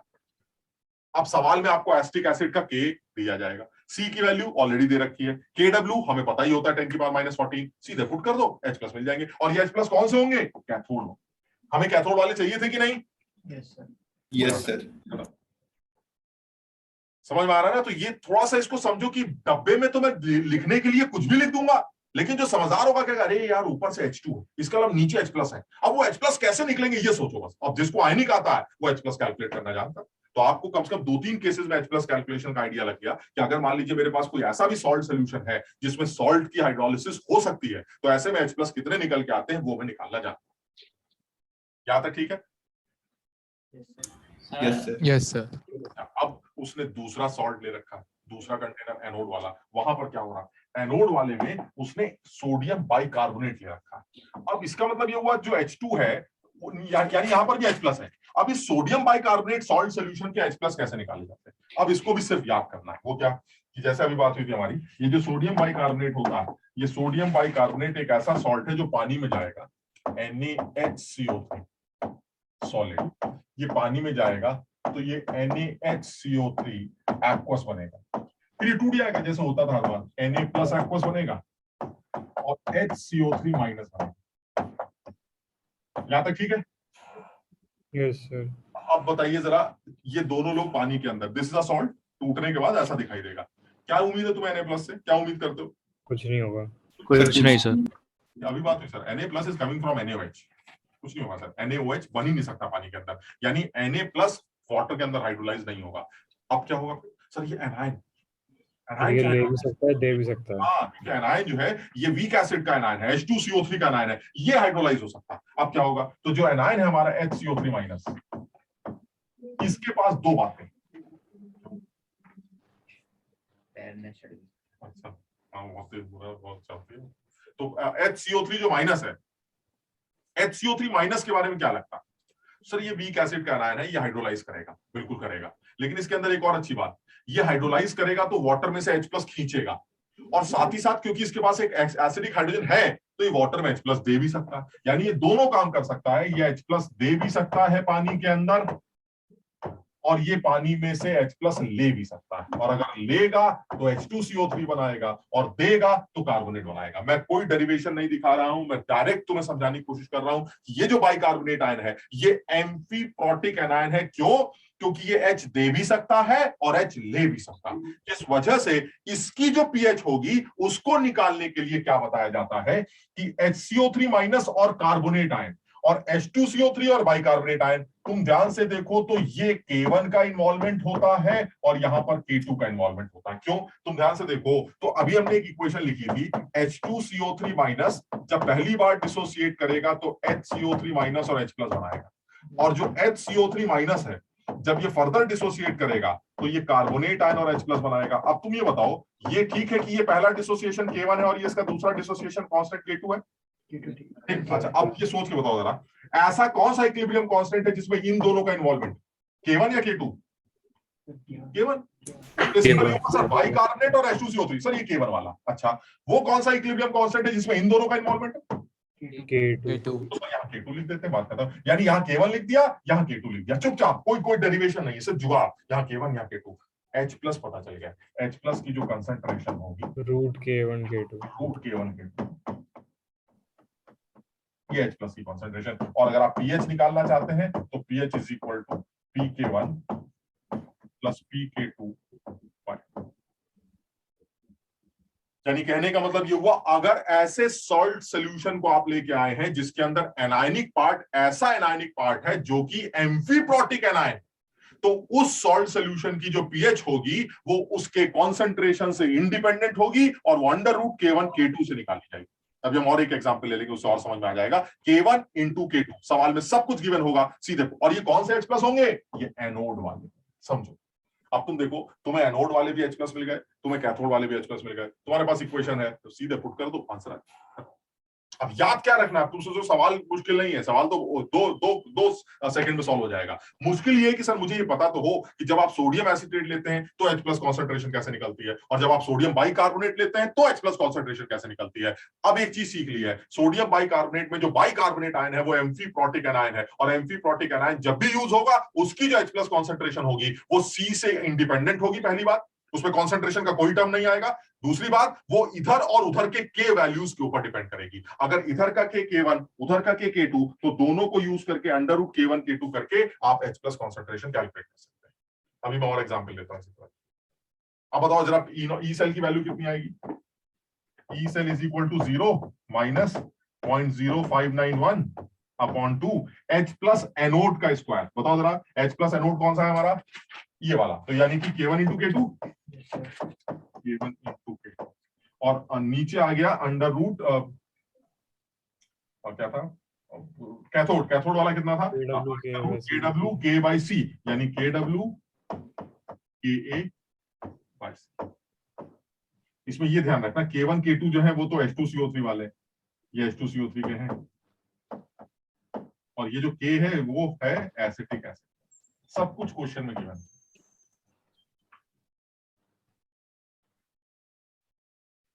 सर ये दोनों K1 और K2 क्वेश्चन में दे ही रखे होंगे ना? दोनों क्वेश्चन में गिवन होंगे, K1 K2। तो ये जो सर आपने इतना बड़ा ड्रामा कह सकते हैं, तो ये फिर करने की जरूरत नहीं है ना? मतलब क्या, कौन से ड्रामा?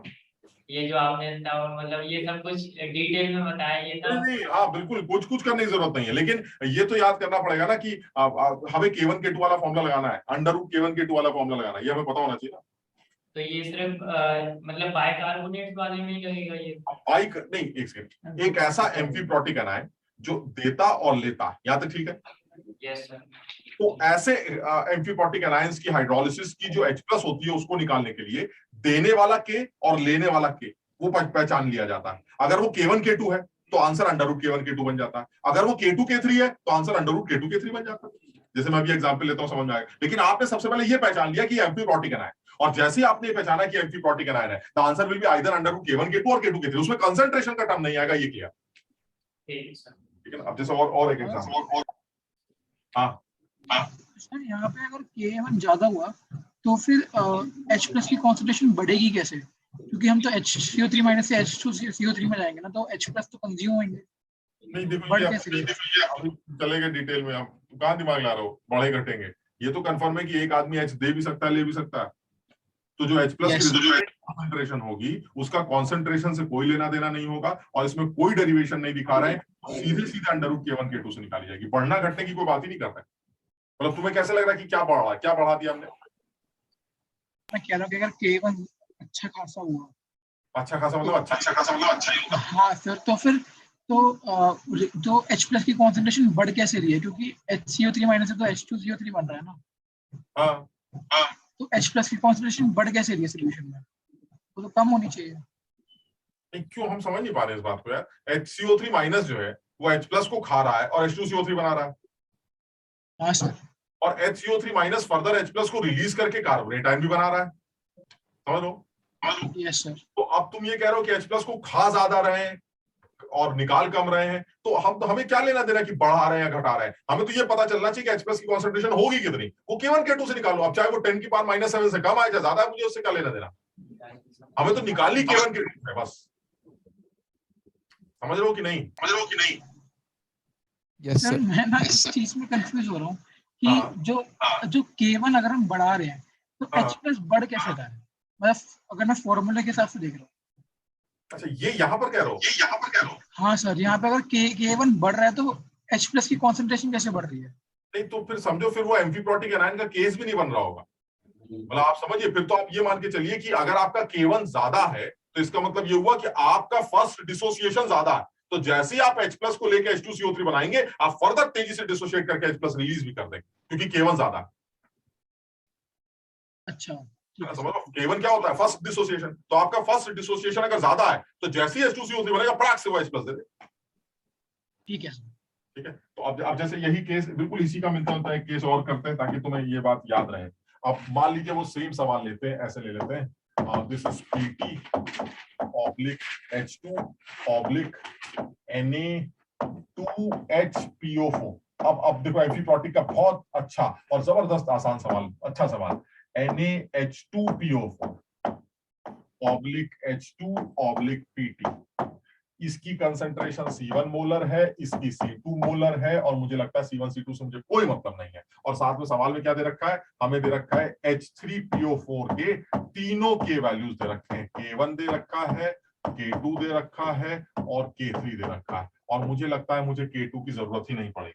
ठीक, लेकिन फिर भी सवाल में सारे दे रखे हैं। ठीक, अब वो कह रहा बताइए इसकी पीएच वैल्यू कितनी, इसका ई सेल कितना आएगा? तो ये तो सब लोग समझ रहे हो कि E cell 0, E naught cell 0 होगा। वही, अब देखो यही चीज बच्चों को समझाने में बड़ा मुश्किल हो जाता है कि ये हाइड्रोजन इलेक्ट्रोड है। वो कहते कैसा हाइड्रोजन इलेक्ट्रोड है सर? ये Na2, ये तो सॉल्ट है सर। सॉल्ट है तो क्या हुआ? एक्वस है ना, तो इसका मतलब सॉल्ट या तो हाइड्रोलाइज करेगा, और हाइड्रोलिसिस अगर हुई तो H प्लस की कॉन्सेंट्रेशन तो है ही ना। इसका मतलब ये हुआ आपको इससे मतलब नहीं है कौन है, ये इनडायरेक्टली आपको क्या प्रोवाइड कर रहे हैं? H प्लस, चाहे वो ज्यादा हो चाहे वो कम। इसी तरह से ये वाला सॉल्ट सोल्यूशन क्या प्रोवाइड कर रहा है? H प्लस, चाहे वो ज्यादा हो चाहे वो कम। तो एक तरह से H2 H प्लस के अंदर आया, H प्लस H2 के अंदर आया, यानी अल्टीमेटली ये कैथोड बन गया, ये एनोड बन गया। सेम सवाल बन गया, E cell is equal to E naught cell minus 0.0591 upon 2 log of H plus का स्क्वायर एनोड वाला और अपॉन H प्लस का स्क्वायर कैथोड वाला। बताओ समझ रहे हो कि नहीं? Yes sir. अब सारा जोर कहां लगाना है? ये क्या बला है? एनोड का H प्लस मुझे तो दिख ही नहीं रहा, एनोड का H प्लस। अब जो समझदार होगा वो अकल लगाए। क्या? अरे यार ये तो सॉल्ट है और सॉल्ट पानी के अंदर है, तो सर ये डिसोसिएट करेगा। यहां तक ठीक है, क्योंकि पानी के अंदर जो सॉल्ट जाता है वो टूट जाता है। तो इसका मतलब Na2HPO4 के बारे में बात करते हैं। Na2HPO4 पानी के अंदर टूट गया, Na प्लस और HPO4 2 नेगेटिव। यहां तक ठीक है? Yes sir. क्या उम्मीद है Na प्लस से आपको पानी के अंदर? कुछ नहीं। NaOH बनाएंगे टूट जाएगा। लेकिन ये करेगा सर, ये नेगेटिव चार्ज है सर, ये वीक एसिड का आयन है, ये सर ये पानी में बात करेगा। अरे बात भी दो तरीके से करेगा, देगा भी, दिख रहा है? Yes sir. हाँ सर। ये सर एम्फीप्रोटिक हो गया सर, ये एम्फीप्रोटिक हो गया। दे भी सकता है, ले भी सकता है। तो तरीका क्या एम्फीप्रोटिक के H प्लस को निकालने का? इस एम्फीप्रोटिक K1 K2 बीच में रख देते हैं, इस एम्फीप्रोटिक को बीच में रख देते हैं। बीच में रखने के बाद इससे दो काम करवाएंगे, एक बार देंगे एक बार लेंगे। याद है अभी यही कर रहे थे? तो चलिए इससे दो काम करवाते हैं। आपने HPO4 नेगेटिव को बीच में रख दिया, HPO4 नेगेटिव को बीच में रख दिया। अगर देगा तो ये बनाएगा, मानते हो कि नहीं? Yes sir. और अगर ले लिया तो ये बनाएगा, ये मानते हो कि नहीं? Yes sir. Yes sir. एक तरफ का देना, एक तरफ का लेना। अब क्या बताया गया था? ये देना और लेने वाले में कौन सा के इन्वॉल्व है वो निकालते हैं। कौन सा के इन्वॉल्व? क्या ये H3PO4 के डिसोसिएशन है? 3 डिसोसिएशन, देखिए उन्हीं में इन लोगों का इन्वॉल्वमेंट होगा। Yes sir. Yes sir. ये K3 है भाई साहब, जरा ध्यान से देखिए। K3 हम करके दिखाते हैं। ये देखिए H3PO4 का जो पहला डिसोसिएशन होगा वो क्या बनाएगा? H2PO4 minus. क्लियर? जो दूसरा डिसोसिएशन होगा वो क्या बनाएगा? HPO4 2 नेगेटिव, ये लीजिए। और जो तीसरा डिसोसिएशन होगा वो क्या बनाएगा? फॉस्फेट आयन, यानी ये फर्दर डिसोसिएट करके PO4 नेगेटिव। अब बताइए वो कौन सा इक्विलिब्रियम कांस्टेंट है जिसमें HPO4 2 नेगेटिव और फॉस्फेट इन्वॉल्व है? K2। थर्ड वाला K3। K3, यानी ये हो गया हमारा K3। यहाँ चुपचाप K3 लिख देते हैं और ये आ गया आपका K2। चेक कर। अब अगर आपके अगल बगल में K2 K3 है तो आपके H प्लस की वैल्यू क्या हो गई? सीधे रूट K2 K3। कौन सा? एनोड वाला कैथोड वाला? एनोड वाला is equal to root K2 K3। Clear है? Yes, अब यही चीज एनोड के कैथोड के लिए करते हैं। चलिए कैथोड के पास चलते हैं, समझना जरा। कैथोड में कौन सा सॉल्ट है? अरे सर ये भी एम्फीप्रॉटिक वाला केस लगता है। Na-H2PO4, Na-H2PO4 के साथ भी वही हरकत करते हैं। Na-H2PO4 को एक बार तोड़ते हैं, क्या बनाएंगे? Na plus plus H2PO4 minus. Na plus से क्या उम्मीद है? कुछ बेकार है, कुछ नहीं होगा इससे। अरे ये तो दे भी सकता है, ले भी सकता है सर, ये एम्फीप्रॉटिक। समझो बात को। अगर एम्फीप्रॉटिक के साथ लेन देन कर लेते हैं, इसको बीच में रखते हैं H2PO4 माइनस, एक बार दे देते हैं, सॉरी हाँ एक बार दे देते हैं तो ये बनाएगा HPO4 2 नेगेटिव, और एक बार ले लेते हैं तो क्या बनाएगा? यहां तक ठीक? यस। ये कौन सा के? Sir K2। ये कौन सा के? K1। यानी यहाँ धीरे से आया K1 और यहाँ आया धीरे से K2, और इसलिए H प्लस आया कैथोड वाला under root of K1 K2। Clear? Yes sir. Sir अब तो H प्लस एनोड भी पता चल गया, कैथोड भी पता चल गया। सब ऊपर पुट कर दीजिए, आंसर आ जाएगा। और मुझे लगता है K2 कैंसिल हो जाएगा, दिख रहा है? Yes sir. इसलिए इस सवाल को और अच्छा करने के लिए K2 देना ही नहीं चाहिए था। बात खत्म। लोग सोचेंगे अति बेवकूफ सवाल है, K1 दे रखा है, K3 दे रखा है, K2 आ गया, K2 जरूरत नहीं, कैंसिल हो जाएगा। समझ गए? तो ये सारी वैल्यूज ऊपर पुट कर दो। एक सेकंड। और कॉन्सेंट्रेशन से इंडिपेंडेंट,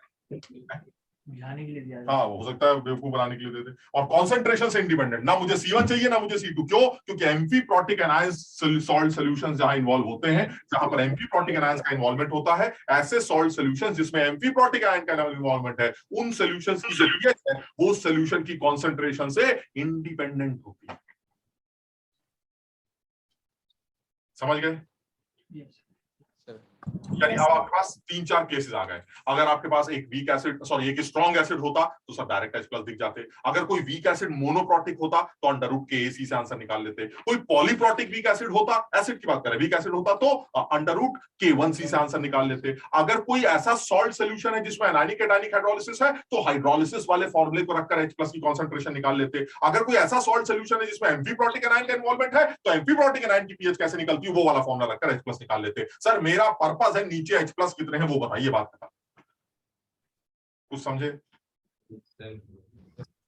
ठीक, चलिए और एक केस बना लेते हैं। एक 2 मिनट है।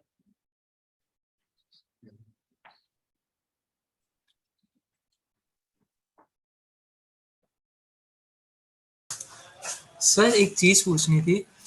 जब हमारा ऐसे लिखा होता है रिएक्शन में Mn+4 से Mn+2 जा रहा है, तो उस वाली लाइन का मतलब एक हम रिएक्शन तो लिख सकते हैं Mn+4 से Mn+2 जा रहा है, लेकिन वो उसको हमने कैलकुलेट कैसे किया है?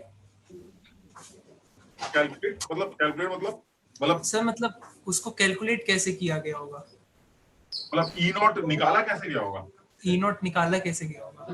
Mn+4 और Mn+2 की दोनों को भर दिया होगा बर्तन में। और नहीं सर, जो हम करते हैं ये वाले ऐसे सेल रिएक्शंस करते हैं, तो उसको हम हाइड्रोजन का यूज करते हैं, शी का यूज करते हैं। तो उन दोनों का अलग अलग शी निकाल के फिर करा गया। मतलब नहीं तो क्या एक ही सॉल्ट सॉल्यूशन के अंदर +4 और +2 दोनों एग्जिस्ट नहीं कर सकते?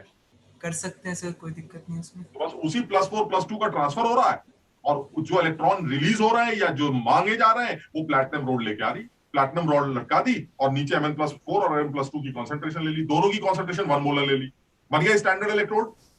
Yes sir. अब उस प्लैटिनम रॉड पर या तो बाहर से इलेक्ट्रॉन भेज दो या यहां से बाहर भेज दो। तो इसको शी के साथ जोड़ दिया, शी के साथ जोड़ते ही जो भी वोल्ट मीटर की रीडिंग आई वो इसका स्टैंडर्ड रिएक्शन पड़ी। चलो एक्चुअली सर जो एक आध क्वेश्चन है मैंने ऐसे देखा जिसमें हमें पूछा हुआ Mn+4 से लेकर Mn0 तक की, और हमें बड़े सारे दे रखे Mn+4 Mn+2 में कन्वर्ट हो रहे हैं ये सब। अभी हमने वो केस कैसे करेंगे? अभी पढ़ाया नहीं। अच्छा, पढ़ा ही नहीं अभी वो। इस साल भी IIT के पेपर में, एडवांस पेपर में वो सवाल आया, और पहले भी आ चुका है इस टाइप का। वो बकायदा एक टॉपिक है जो हम करेंगे इस बकवास के बाद, and that is calculation of E0 with the help of other E0 values. ये टॉपिक ओके सर, वो फ्री एनर्जी चेन से निकाला जाता है। वो बहुत इंपॉर्टेंट है, तो हमें करना ही। तो अभी थोड़ा सा रुको, इसको पहले निपटा देते हैं फिर उस बात पे आप, ठीक है ना? तो अब आप जैसे ये कंसंट्रेशन इनको यूज कर सकते हैं, और भी केस बना सकते हैं। जैसे एक केस और बना लेते हैं जो थोड़ा सा और यूनिक सा लगता है, और वो है बफर का केस। बफर का केस मतलब क्या हुआ? बफर का केस मतलब ये हुआ, जैसे मान लीजिए ये लेते हैं, ये एक बर्तन हो गया, ये एक बर्तन हो गया, और ये हाइड्रोजन आ गई, यहाँ प्लैटिनम की रॉड लटका दी, और यहां पर जो आदमी भरे हैं वो भरे हैं H2CO3 C1 मोलर और NaHCO3 C2 मोलर। और इस बर्तन में भी यही बकवास चल रही है, इसके अंदर भी, और इन दोनों को कनेक्ट कर रखा है, ये सॉल्ट भी लगा दिया। इसके अंदर जो सॉल्ट है वो ले लेते हैं, चलो जो आखिरी केस बचा वो भी खत्म कर लेते हैं, C मोलर या C3 मोलर Na2CO3। मैंने Na2CO3 को पहले इसलिए काट दिया था, अब ये आखिरी केस है, इसको भी खत्म करते हैं। अब वो कह रहा है भाई साहब जरा बता सकते हैं क्या सीन चल रहा है? तो मैंने कहा तुम कुछ दोगे और कुछ देना है कि नहीं? कह रहा है बस और कुछ नहीं दूंगा, मैं इतनी बात और बता देता हूँ कि H2CO3 के 2 के वैल्यूज होती है, एक K1 होती है, K2। मुझसे आप K1 K2 ले लीजिएगा, जो इस्तेमाल करना है कर लीजिएगा। ये सवाल, फिर मुझे ई सेल कैलकुलेट करना है। अब मेरे ख्याल से यहां तक करने के बाद सब लोग इतना तो शायद समझ ही रहे हैं। देखो इसमें एनोड कैथोड का पता होना चाहिए, तो मान लीजिए ये एनोड हो गया, ठीक। तो मेरे ख्याल से यहां तक तो सब लोग समझ ही रहे हैं कि कुछ हो ना हो ये भी H+ कॉन्सेंट्रेशन देगा। यहां पर है कुछ, हमें नहीं पता क्या है, दैट इज एनोडिक H+, और यहां भी सर H+ है, दैट इज कैथोडिक H+। मुझे पता नहीं कि कहां से आएगी कैसे आएगी, लेकिन ये कंफर्म है सर, ये भी इस कंसंट्रेशन सेल है, ये इसमें दोनों हाइड्रोजन इलेक्ट्रोड्स हैं, और इस दोनों हाइड्रोजन इलेक्ट्रोड्स में इस पहले वाले बर्तन से जो H+ की कॉन्सेंट्रेशन निकल के आएगी वो आपकी H+ एनोड मान ली जाएगी, और दूसरे बर्तन से न जाने कैसे निकलेगी, लेकिन ये आपकी H+ कैथोड मान ली जाएगी। बताओ ठीक है? अब बस ये और बता दीजिए सर, ये जैसे अब तक आप बता रहे थे कि भाई बाइकार्बोनेट होगा तो हाइड्रोलिसिस कर देंगे, फलाना होगा तो कुछ, सर ये क्या है या यहाँ कैसे निकलेगी? बहुत आसान। उसके लिए बस एक छोटी सी इंफॉर्मेशन, बल्कि दोनों बातें नहीं है तो दोनों बातों की बात करें। पहले लेफ्ट कंटेनर की बात करना है। लेफ्ट कंटेनर एक ऐसा कंटेनर है जिसमें क्या कोई वीक एसिड पड़ा है? ये बात। और क्या उस वीक एसिड का कॉन्जुगेट बेस भी पड़ा? किसी भी एसिड का कॉन्जुगेट बेस क्या होता है? उस एसिड में से H+ के निकलने के बाद जो बचा वो उसका कॉन्जुगेट बेस, ठीक। तो H2CO3 में से अगर H+ निकल गया तो क्या बचा? HCO3 minus. दिखाई दे रहा है Na+ और HCO3 माइनस। इसका मतलब you this is a solution in which you have a weak acid and it's conjugate base. और मुझे बचपन में सिखाया गया कि वीक एसिड और कॉन्जुगेट बेस जब होते हैं तो वो एक बफर सोल्यूशन माना जाता है। So this is an acidic buffer solution. ये एक एसिडिक बफर सोल्यूशन है, और एसिडिक बफर सोल्यूशन की बिल्कुल इस बात को याद कर लेते हैं, जिसको नहीं पता है वो भी, और जिसको पता है वो भी इस बात को ध्यान रखे कि weak acid with its conjugate base, this is acidic buffer. और अगर आपने एक सेकंड, अगर आपने डिसाइड कर लिया कि एसिडिक बफर है, तो फिर मेरी एक बात याद कर लो, एसिडिक बफर की जो पीएच होती है वो pKa plus log concentration of conjugate base divided by concentration of acid से निकाली जाती है। ये किसी भी एसिडिक बफर से आने वाले H+ कॉन्सेंट्रेशन, और अगर H+ कॉन्सेंट्रेशन निकालनी, ये तो पीएच का फॉर्मूला हमने याद कर रखा है, अगर आपको H+ निकालना हो तो ये हो जाएगा Ka into concentration of acid divided by concentration of conjugate base। ये है आपके H+ कॉन्सेंट्रेशन। बिल्कुल सबसे पहले जितना, अब जब तुमने इतना कुछ याद कर लिया आयनिक इक्विलिब्रियम के बारे में, तो ये एक बात, जो दो बातें और बची उनको और याद कर लो कि अगर आपका सोल्यूशन बफर चिल्ला रहा तो उस बफर सोल्यूशन की जो H+ कॉन्सेंट्रेशन होगी वो K के अंदर एसिड ऊपर और नीचे कॉन्जुगेट बेस की कॉन्सेंट्रेशन से निकाला जाएगा। ये वो H+ होंगे जो बफर के H+। अब हमें कैसे पता चलेगा सर बफर? तो ये थोड़ा सा, अब यही आयनिक के अंदर थोड़ी सी अच्छाई है कि आपको ये बात याद रखनी थी कि किसी भी वीक एसिड को जब उसके कॉन्जुगेट बेस के साथ आप बर्तन में पाएं तो आप समझ लीजिएगा कि ये एक बफर, और बफर अगर आ गया तो उसकी H+ कॉन्सेंट्रेशन के एसिड बाय बेस से ही निकाली जाएगी। बात खत्म। तो अब ठीक है, मतलब हमने इसी से ये निकाला है, मतलब यही वाला जो H+ है ना, इसी को इसमें कन्वर्ट कर लेते हैं। असल में तुम लोगों ने बिल्कुल भी नहीं पढ़ा रखा अगर आयनिक, तो तुम नहीं समझ पा रहे होगे। अदरवाइज बहुत सब लोग समझ रहे होंगे कि अगर H+ पता है हमें तो पीएच निकालने के लिए दोनों साइड माइनस लॉग लिया जाता है। तो अगर दोनों साइड माइनस लॉग ले लेंगे तो यही आ जाएगा। असल में तो दोनों बातें सेम है। तो मैं इसलिए H+ निकालने की बात कर रहा हूँ क्योंकि मुझे H+ चाहिए, तो मैंने H+ का फॉर्मूला याद कर लिया, K ऊपर एसिड नीचे कॉन्जुगेट बेस। ठीक, अब तुम बताओ क्या ये बफर लग रहा है तुम्हें? Weak acid conjugate base. अच्छा, अब क्या क्या चाहिए होगा? मुझे चाहिए होगा सर एक तो K चाहिए होगा। किसका K? सर एसिड का। कौन से एसिड का? सर H2CO3 का। नहीं, H2CO3 के तो दो K होते हैं, K1 K2। तुम्हें कौन सा चाहिए? तुम बताओ। H2CO3 और बाइकार्बोनेट आयन अगर ये प्रेजेंट है तो कौन सा K हुआ? K1 या K2? K1. H2CO3 और बाइकार्बोनेट। अगर बाइकार्बोनेट और कार्बोनेट होता तो कौन सा क्या होता? K2। वो समझ रहे हो? यानी चलो वो भी हम एक नेक्स्ट सवाल कर लेंगे ताकि वो भी पक्का हो जाए। तो ये this is H2CO3 with HCO3 minus. So now you have H2CO3 and HCO3 minus का buffer. So this is a buffer solution because this is a weak acid and it's conjugate base। और इसमें कौन सा K involve है H2CO3 का? K1। तो इसका मतलब ये हुआ जो आपने H प्लस का फॉर्मूला लिखा उसमें K की जगह क्या आना चाहिए? K1। तो हमने H प्लस एनोड लिख देते हैं फटाक से। H प्लस एनोड आ जाएगा K1 into concentration of acid। कितना है acid? C1 upon concentration of conjugate base C। बताओ ठीक है ये? Yes, sir. मुझे एनोड का H प्लस चाहिए, ये निकला है। अब चलते हैं कैथोड के पास। अब देखो यहाँ थोड़ा सा झंझट। अब थोड़ा सा दिमाग लगाओ अपने आप, सोच के देखो जरा। अब क्या लगता है सर, क्या है Na2CO3? सॉल्ट? पानी में भीगा हुआ है तो इसका Na प्लस और कार्बोनेट बनेंगे। एम्फीब्रोटिक। नहीं, यही तो पॉलीएनाइलिक हाइड्रोलिसिस। हाँ, ये Na2CO3 जो है हमारा, Na2CO3 पानी के अंदर गया और ये Na प्लस और कार्बोनेट में टूट जाएगा। चलिए यहाँ तक ठीक। Na प्लस से क्या उम्मीद कर रहे हैं आप? कोई उम्मीद नहीं कर रहे सर, उम्मीद नहीं करते। कार्बोनेट से कोई उम्मीद है?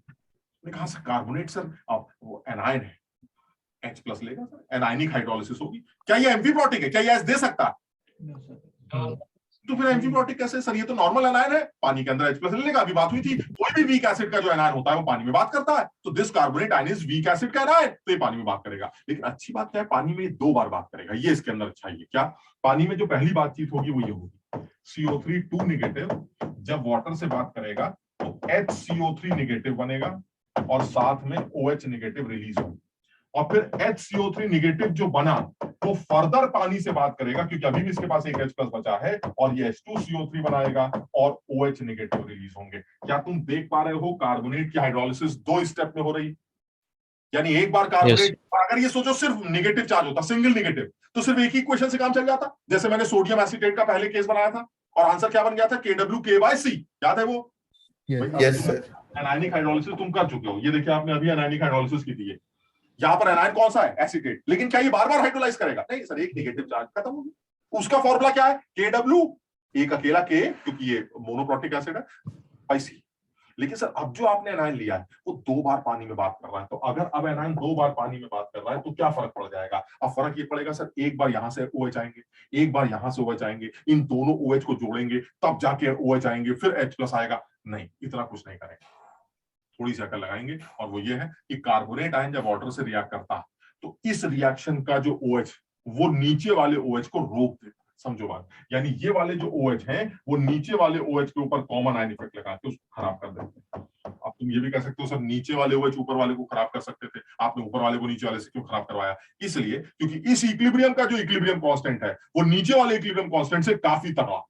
अब इस बात को सब लोग समझें और इस बात को याद रखें कि जो फर्स्ट इक्विलिब्रियम है हमारा, फर्स्ट इक्विलिब्रियम का जो इक्विलिब्रियम कांस्टेंट है वो KW/K2 है और सेकंड इक्विलिब्रियम का जो इक्विलिब्रियम कांस्टेंट है वो KW/K1।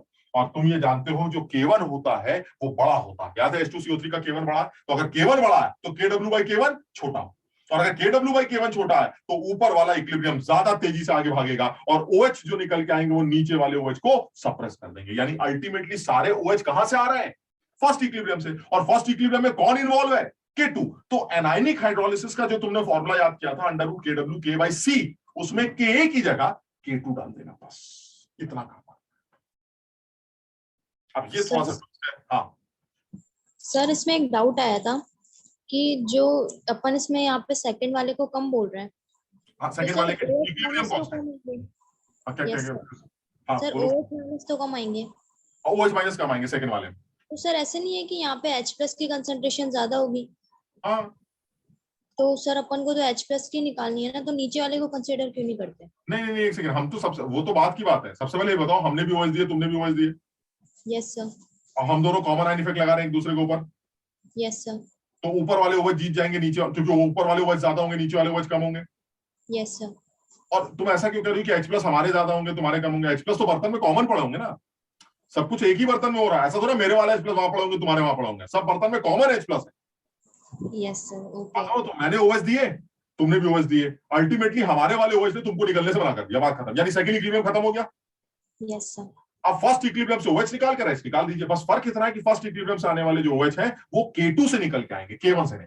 तो जो तुमने एनायनिक हाइड्रोलिसिस का फॉर्मूला याद किया था KWK/C वाला, वो Ka की जगह अब K2 रखना पड़ेगा, बस इतना याद रखना। यानी जब कभी भी कोई ऐसा एनायन इन्वॉल्व हो जो वाटर में बार बार हाइड्रोलाइज होता है, तो उस एनायन का जो एसिड था उसका जो सबसे छोटा K होता है वो हाइड्रोलिसिस में इन्वॉल्व होता है, वो आयनिक हाइड्रोलिसिस के फॉर्मूले में पुट किया जाता है। यानी अब अगर आप यहां पर H+ कैथोड निकालना चाहते हैं तो ये H+ कैथोड की वैल्यू कितनी निकल के आएगी, ये H+ कैथोड निकल के आएंगे √KW K2/C। ये सिर्फ इतनी एक बात इंपॉर्टेंट है जो थोड़ी सी आज की बातों में मुश्किल लगती। मतलब इसमें अब हमने क्योंकि डेरिवेशन बहुत ज्यादा नहीं दिखाए थे, तुम्हें शायद कम समझ में आया, बट अगर इस बात को भी तुम याद कर लो तो तुम्हारा काफी हद तक आयनिक का खेल खत्म हो गया, काफी हद तक आयनिक का खेल खत्म हो गया। कि अगर कभी अब तुम कहोगे तो मैं इससे रिलेटेड एक सवाल और करा दूंगा, लेकिन तुम इस बात को पहले याद कर लो कि अगर कोई ऐसा सॉल्ट इन्वॉल्व है जिसमें ऐसे एनायंस इन्वॉल्व होते हैं जो पॉली एनायंस होते हैं, पॉली एनायंस पानी के अंदर बार बार हाइड्रोलाइज करते हैं, तो उस केस में वो एनायन जिस एसिड का भी एनायन था, उस एसिड का जो सबसे छोटा K होता है वो KWK/C वाले फॉर्मूले में पुट किया जाता है। बस कुछ समझे?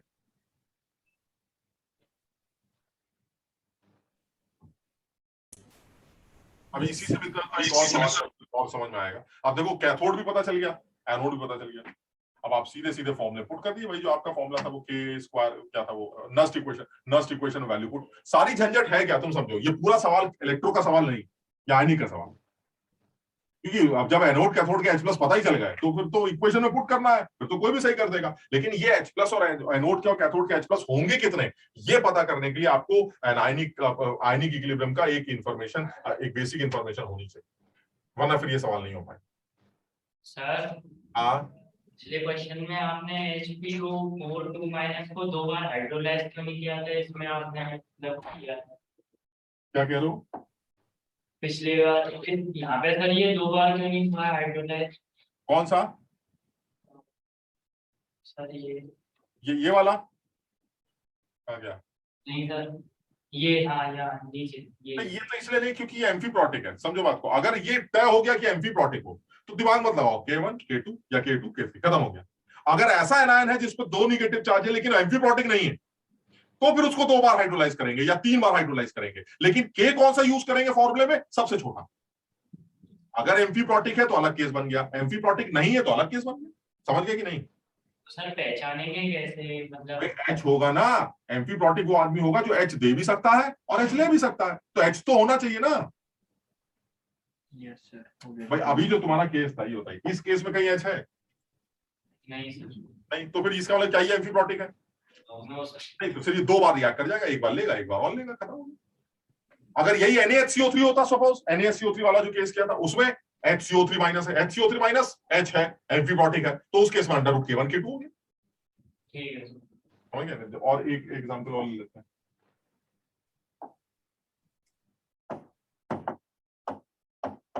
Pt H2 Na3P4C1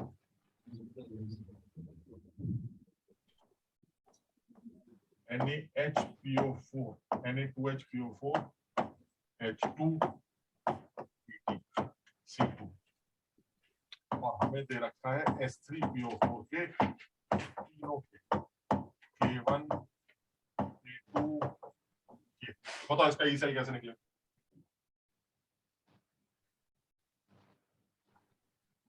sir Na3PO4 में पॉलीएनायनिक हाइड्रोलिसिस होगी और HPO4 एम्फीप्रोटिक। हाँ, मतलब इसमें पॉलीएनायनिक हाइड्रोलिसिस होगी और ये एम्फीप्रोटिक का केस बन जाएगा। तो पहले एम्फीप्रोटिक को निपटा देते हैं। तो यानी कैथोडिक कंपार्टमेंट में कंसंट्रेशन H+C कैसे निकालेंगे? Na2HPO4 है, Na2HPO4 Na+ देगा और साथ में HPO4 2 नेगेटिव देगा और HPO4 2 नेगेटिव। शिवम समझ रहा है, ये एम्फीप्रोटिक बन जाएगा। और अगर एम्फीप्रोटिक है तो लेन देन चलेगा, तो एक बार दे दिया तो फॉस्फेट बन गया, अभी किया था हमने, और एक बार ले लिया तो H2PO4 माइनस बन गया। ये आ गया आपका K3, पहचान पा रहे हो, और ये आ गया K2। तो ये आ गया H प्लस कैथोड वाला कितना, अंडर रूट। भाई सब लोग ये बताओ, ये समझ पाए कि नहीं? Yes sir. इसको अलग कर देते हैं, इसको भूल जाते हैं। चलिए अब इधर आते हैं। इधर क्या चल रहा है सर? ये पता नहीं क्या चल रहा है। अरे देखो ना सर, Na3PO4 सर हाइड्रोलिसिस का केस है, लेकिन फॉस्फेट एम्फीप्रोटिक नहीं, ये फॉस्फेट आए, यानी ऐसा जो पॉली एनायन बार बार हाइड्रोलाइज करेगा। तो चलिए इसको बार बार हाइड्रोलाइज करवाते हैं। फॉस्फेट जो है वो कहेगा भैया ऐसा है, मैं पानी से बात करता हूं। तो जब आप पहली बार बात करेंगे तो एक H ले लेंगे और एक OH निकाल देंगे। चलिए इसको भी अलग कर दिया। फिर क्या होगा, HPO4 2 नेगेटिव क्या बोलेगा, भाई मैं भी पानी में बात कर लेता हूं। इसने भी पानी में बातचीत शुरू कर दी, तो इसने बना दिया H2PO4 नेगेटिव और OH निकल आए। फिर इसने क्या बोला, हम भी पानी में फर्दर बात करेंगे, तो H2PO4 नेगेटिव वो पानी के H को फिर ले लेगा और H3PO4 बना देगा, OH निकल आए। अब सर ये तो बड़ी गड़बड़ हो गई, सारे OH आ रहे हैं, इन OH से H प्लस निकालना पड़ेगा, तो सारे OH जोड़ेंगे। नहीं नहीं नहीं, इतना कर नहीं लगाएंगे, बड़ा सीधी सी बात कर रहे हैं। इसका जो K आएगा वो आएगा KW/K3, इसकी जो K वैल्यू आएगी, इक्विलिब्रियम कांस्टेंट की वैल्यू आएगी KW/K2, और इसका जो इक्विलिब्रियम कांस्टेंट निकल के आएगा वो आएगा KW/K1। इसका मतलब हुआ सबसे बड़ा इक्विलिब्रियम कांस्टेंट कौन सा है, ऊपर वाला, क्योंकि K3 सबसे छोटा। अब ऊपर वाला बड़ा खत्म हो, ऊपर वाला सबको बर्बाद कर देगा, खत्म हो गया। ये इसको भी बर्बाद कर देगा, ये इसको भी बर्बाद कर देगा, ये इसको बर्बाद कर देगा। इसका अल्टीमेटली हुआ क्या, वो अल्टीमेटली हुआ सर ये भी खत्म हो गया खेल, ये भी खत्म हो गया, खत्म खेल पूरा। तो बचा कौन सा, सिर्फ ये वाला है। अब अगर ये वाला इक्विलिब्रियम बचा है तो कौन सा K इन्वॉल्व है, जरा ध्यान से देखो, K3। इसका मतलब एनायनिक हाइड्रोलिसिस वाला जो फॉर्मूला था, जो मैंने अभी तुमको याद करने के लिए बोला है, एनायनिक हाइड्रोलिसिस वाला जो फॉर्मूला है ये वाला √KW/K/C वाला, उसमें K की जगह K3 रख देना, सबसे छोटा K, सबसे छोटा K पुट कर देते हैं। तो यानी कि हमारा जो H प्लस कॉन्सेंट्रेशन आ रहा है कैथोड वाला, नहीं एनोड वाला, वो आ रहा है √KW/K3। अब आप अपना इक्वेशन बनाइए, लगाइए, खत्म करिए। चलिए नेक्स्ट इक्वेशन भी लगा लेते हैं। E cell is equal to E naught cell, जो कि 0 होगा -0.0591/2 लॉग के अंदर क्या आएगा, H प्लस एनोड का square upon H plus cathode का स्क्वायर। और H प्लस एनोड कितना है, H plus anode sir KW/K3, ये वाला KW/K3/C। तो और उसका स्क्वायर कर देंगे तो खत्म हो जाएगा KW/Ka3/C अपॉन ये वाला K2/K3। लो भैया लग रहा है K3 कैंसिल हो गया। तो इसका मतलब इसमें ना मुझे K1 चाहिए ना K3 चाहिए, मुझे K2 दे तो भी चाहते हैं। ये भी बड़ा हैरानी बात कि K2 दे रखा, ना K1 ना K3। तो जिसको आइडिया वो समझ रहा है कि देना तो हमें नहीं पता क्या दे रखा, बट हमें चाहिए सब कुछ था। वो बाई चांस वैल्यू पुट करने के बाद सब कैंसिल हो गया। हमारा काम सिर्फ किसने चला दिया, K2। ये तुम लोग को K3 दिख नहीं रहा होगा, यहाँ K3 है।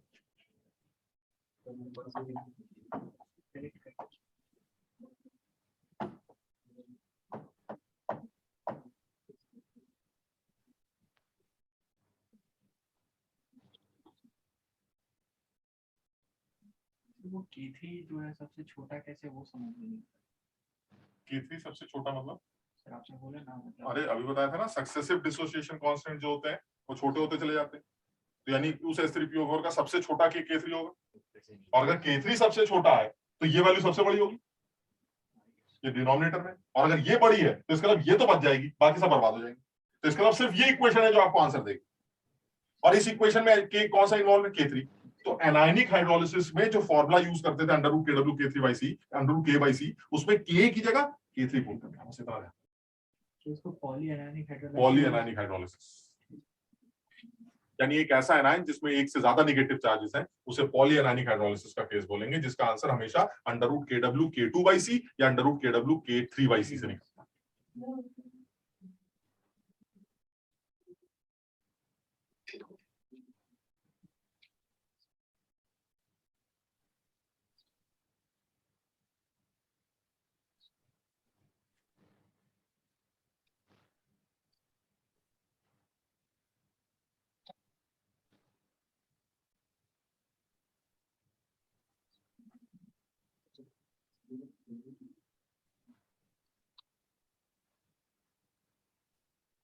समझ में आया भाई?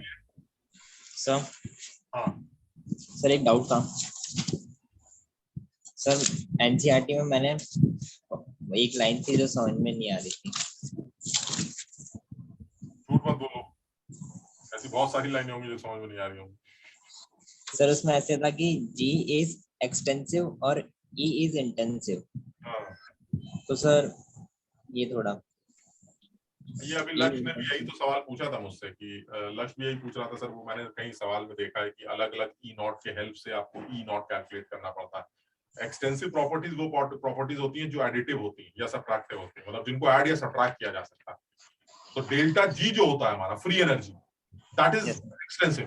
All thermodynamic quantities are extensive, delta H, delta G, delta S. तुम्हें पता ना, अगर मैं एक रिएक्शन का डेल्टा जी दे दूं और दूसरे रिएक्शन का डेल्टा जी दे दूं तो दोनों को जोड़कर तीसरी रिएक्शन का डेल्टा जी आ जाएगा। और तुमने शायद थर्मोकेमिस्ट्री में थोड़ा बहुत किया भी होगा कि एक रिएक्शन का H1 दे रखा है डेल्टा H1 और दूसरे का डेल्टा H2 दे रखा है, तो इन दोनों को जोड़कर जो तीसरी रिएक्शन बनेगी उसका जो डेल्टा H होगा वो दोनों डेल्टा H के सम के बराबर होगा, क्योंकि डेल्टा H इज एक्सटेंसिव।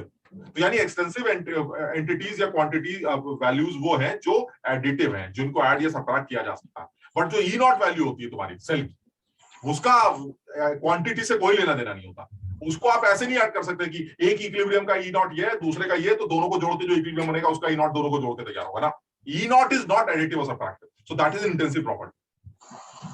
अच्छा, बाकी इंटेंसिव वो होती है जो मतलब मैटर के सब उस पे अमाउंट पे डिपेंड नहीं करेगी। अब जैसे कोई कहे कि अगर मान लीजिए मैंने क्रोमियम का 1 मोल लिया, या और सिंपल ले लेते हैं, सिल्वर का जो रिडक्शन पोटेंशियल है वो मान लीजिए 0.8 है, standard reduction potential of silver is 0.8। तो अगर मैं सिल्वर के 2 मोल ले लूंगा, स्टैंडर्ड मतलब 1 मोलर, तो 1 मोलर कॉन्सेंट्रेशन अगर Ag+ की है तो उसका जो ई नॉट है वो ये। अगर मैं उसी ई नॉट वैल्यू को 2 से मल्टीप्लाई कर दूं, यानी इस इक्वेशन का आपको ई नॉट दे रखा है Ag+ plus electrons gives Ag, इसका जो ई नॉट है वो मान लीजिए दे रखा है 0.8 वोल्ट। तो वो कह रहा है कि अगर मैं इसका निकालूं तो क्या आएगा, 2Ag plus 2 electrons gives 2Ag। क्या किया मैंने, 2 से मल्टीप्लाई कर दिया। Yes sir. तो ई नॉट पे कोई असर नहीं पड़ेगा sir, E naught is always 0.8, पहले भी 0.8 था, अब भी 0.8 है। ई नॉट को 2, 3, 4 से कोई लेना देना नहीं। E naught is a fix value जिसको Ag+ की कॉन्सेंट्रेशन या अमाउंट से कोई फर्क नहीं पड़ रहा। समझ लो मेरी बात को। Yes sir. इसलिए एक्सटेंसिव प्रॉपर्टीज वो है जो कि ऐड या सब्ट्रैक्ट की जा सकती है, क्योंकि वो अमाउंट के ऊपर, क्वांटिटी के ऊपर डिपेंड कर रही है। लेकिन इंटेंसिव प्रॉपर्टीज का इससे कोई लेना देना नहीं है, वो एक फिक्स वैल्यू है। कभी कभी ऐसा भी होता है कि 2 इक्वेशंस को जोड़कर तीसरी इक्वेशन तैयार होती है, तो तीसरी इक्वेशन का जो वैल्यू है, अगर उसका डेल्टा जी निकालना है तो ऊपर के दोनों डेल्टा जी जोड़े जा सकते हैं। लेकिन अगर उस तीसरी इक्वेशन का ई नॉट निकालना है तो ऊपर के ई नॉट को जोड़ने से कोई फर्क नहीं पड़ता, क्योंकि ई नॉट को जोड़ा ही नहीं जा सकता। और यही एक छोटा सा कॉन्सेप्ट है जो लक्ष्य अभी पूछ रहा था, और जो इस साल के भी एडवांस के पेपर में पूछा गया है, जो इन्वॉल्व होता है जब आप अलग अलग इलेक्ट्रोड पोटेंशियल्स को यूज करके किसी एक इलेक्ट्रोड का पोटेंशियल कैलकुलेट करवाते हैं, उसमें यही कॉन्सेप्ट यूज होता है कि आप ई नॉट को जोड़ या घटा नहीं सकते, इसलिए आपको ई वैल्यू को उसकी थर्मोडायनामिक एंटिटी में कन्वर्ट करना पड़ता है, दैट इज डेल्टा जी। हम अगली क्लास में इस बारे में बात ओके सर आपसे ना मैंने 1-2 क्लास पहले पूछा था कि जब हम HCN को ग्रिग्नार्ड के रिएक्ट कराते तो आपने कहा था एल्डिहाइड के चांसेस बहुत ज्यादा अच्छे होते हैं सर, बट मॉड्यूल में एल्केन लिखा हुआ है। नहीं देखो, अब फिर वाली बात आती है, आपका मीडियम जो है ना वो थोड़ा सा एक्वस तो होना चाहिए यार। HCN तो एक एसिड है, समझ लो बात को, और एसिड वो तब है जब मीडियम एक्वस होगा। लेकिन एक्वस मीडियम में जो हमारा ग्रिग्नार्ड है वो ऑलरेडी पानी में से H को निकाल सकता। लेकिन अब 2 सूरतें आती हैं। 2 सूरतें क्या आती है कि H2O में से H का निकलना या HCN में से H का निकलना। तो बेहतर तो HCN में से ही, भले ही HCN एक वीक एसिड है लेकिन वाटर से तो स्ट्रॉन्ग एसिड होगा ना। तो हमारे पास दोनों बन रही है कि अगर HCN डिसोसिएट नहीं कर पा रहा है, यानी मीडियम एक्वस नहीं है, तो ऐसे में आप साइनाइड पर अटैक करके एल्डिहाइड बनाए आफ्टर हाइड्रोलिसिस। समझ रहे हैं? तो यानी आपको सेकेंड हाइड्रोलिसिस करनी पड़ेगी। अब अगर आपने सिर्फ एक ही स्टेप दे रखा है कि HCN की रिएक्शन ग्रिग्नार्ड से करानी है, तो फिर तो एक ही ऑप्शन बचता है कि सर बाद में हाइड्रोलिसिस का कोई ऑप्शन दिया नहीं गया, तो ऐसे ही लगता है कि R- जो है वो HCN के H को खींच के RH बना देगा, बस बात खत्म। लेकिन अगर हाइड्रोलिसिस का वर्ड यूज करें, इसे स्टीफेंस रिएक्शन बोला जाता है। अगर आप हाइड्रोलिसिस की रिएक्शन यूज करते हैं, यानी first step is HCN and the second step is H+/H2O, then the answer will be aldehyde. समझ लो ना? तो अगर उसने सिर्फ ये लिखा है कि आपका ग्रिग्नार्ड HCN से रिएक्ट कर रहा है, अब आप इसका एल्डिहाइड नहीं बना पाएंगे, क्योंकि एल्डिहाइड बनाने के लिए आपको सेकंड स्टेप पे हाइड्रोलिसिस करनी पड़ेगी। तो अब आपके पास एक ही ऑप्शन बचता है कि उस HCN में से R-H को पकड़ के बाहर भाग जाए और RH बना दे और साइनाइड को फ्री कर दे। यही कर सकते हैं, इसके अलावा और कुछ नहीं कर सकते। ठीक है। चलो फिर आज इतना ही करते हैं, कल की क्लास में इस चीज को थोड़ा सा और आगे बढ़ा देते हैं। Sir homework thank you sir. Homework के रवि उसमें से करना पड़ेगा तुम्हें।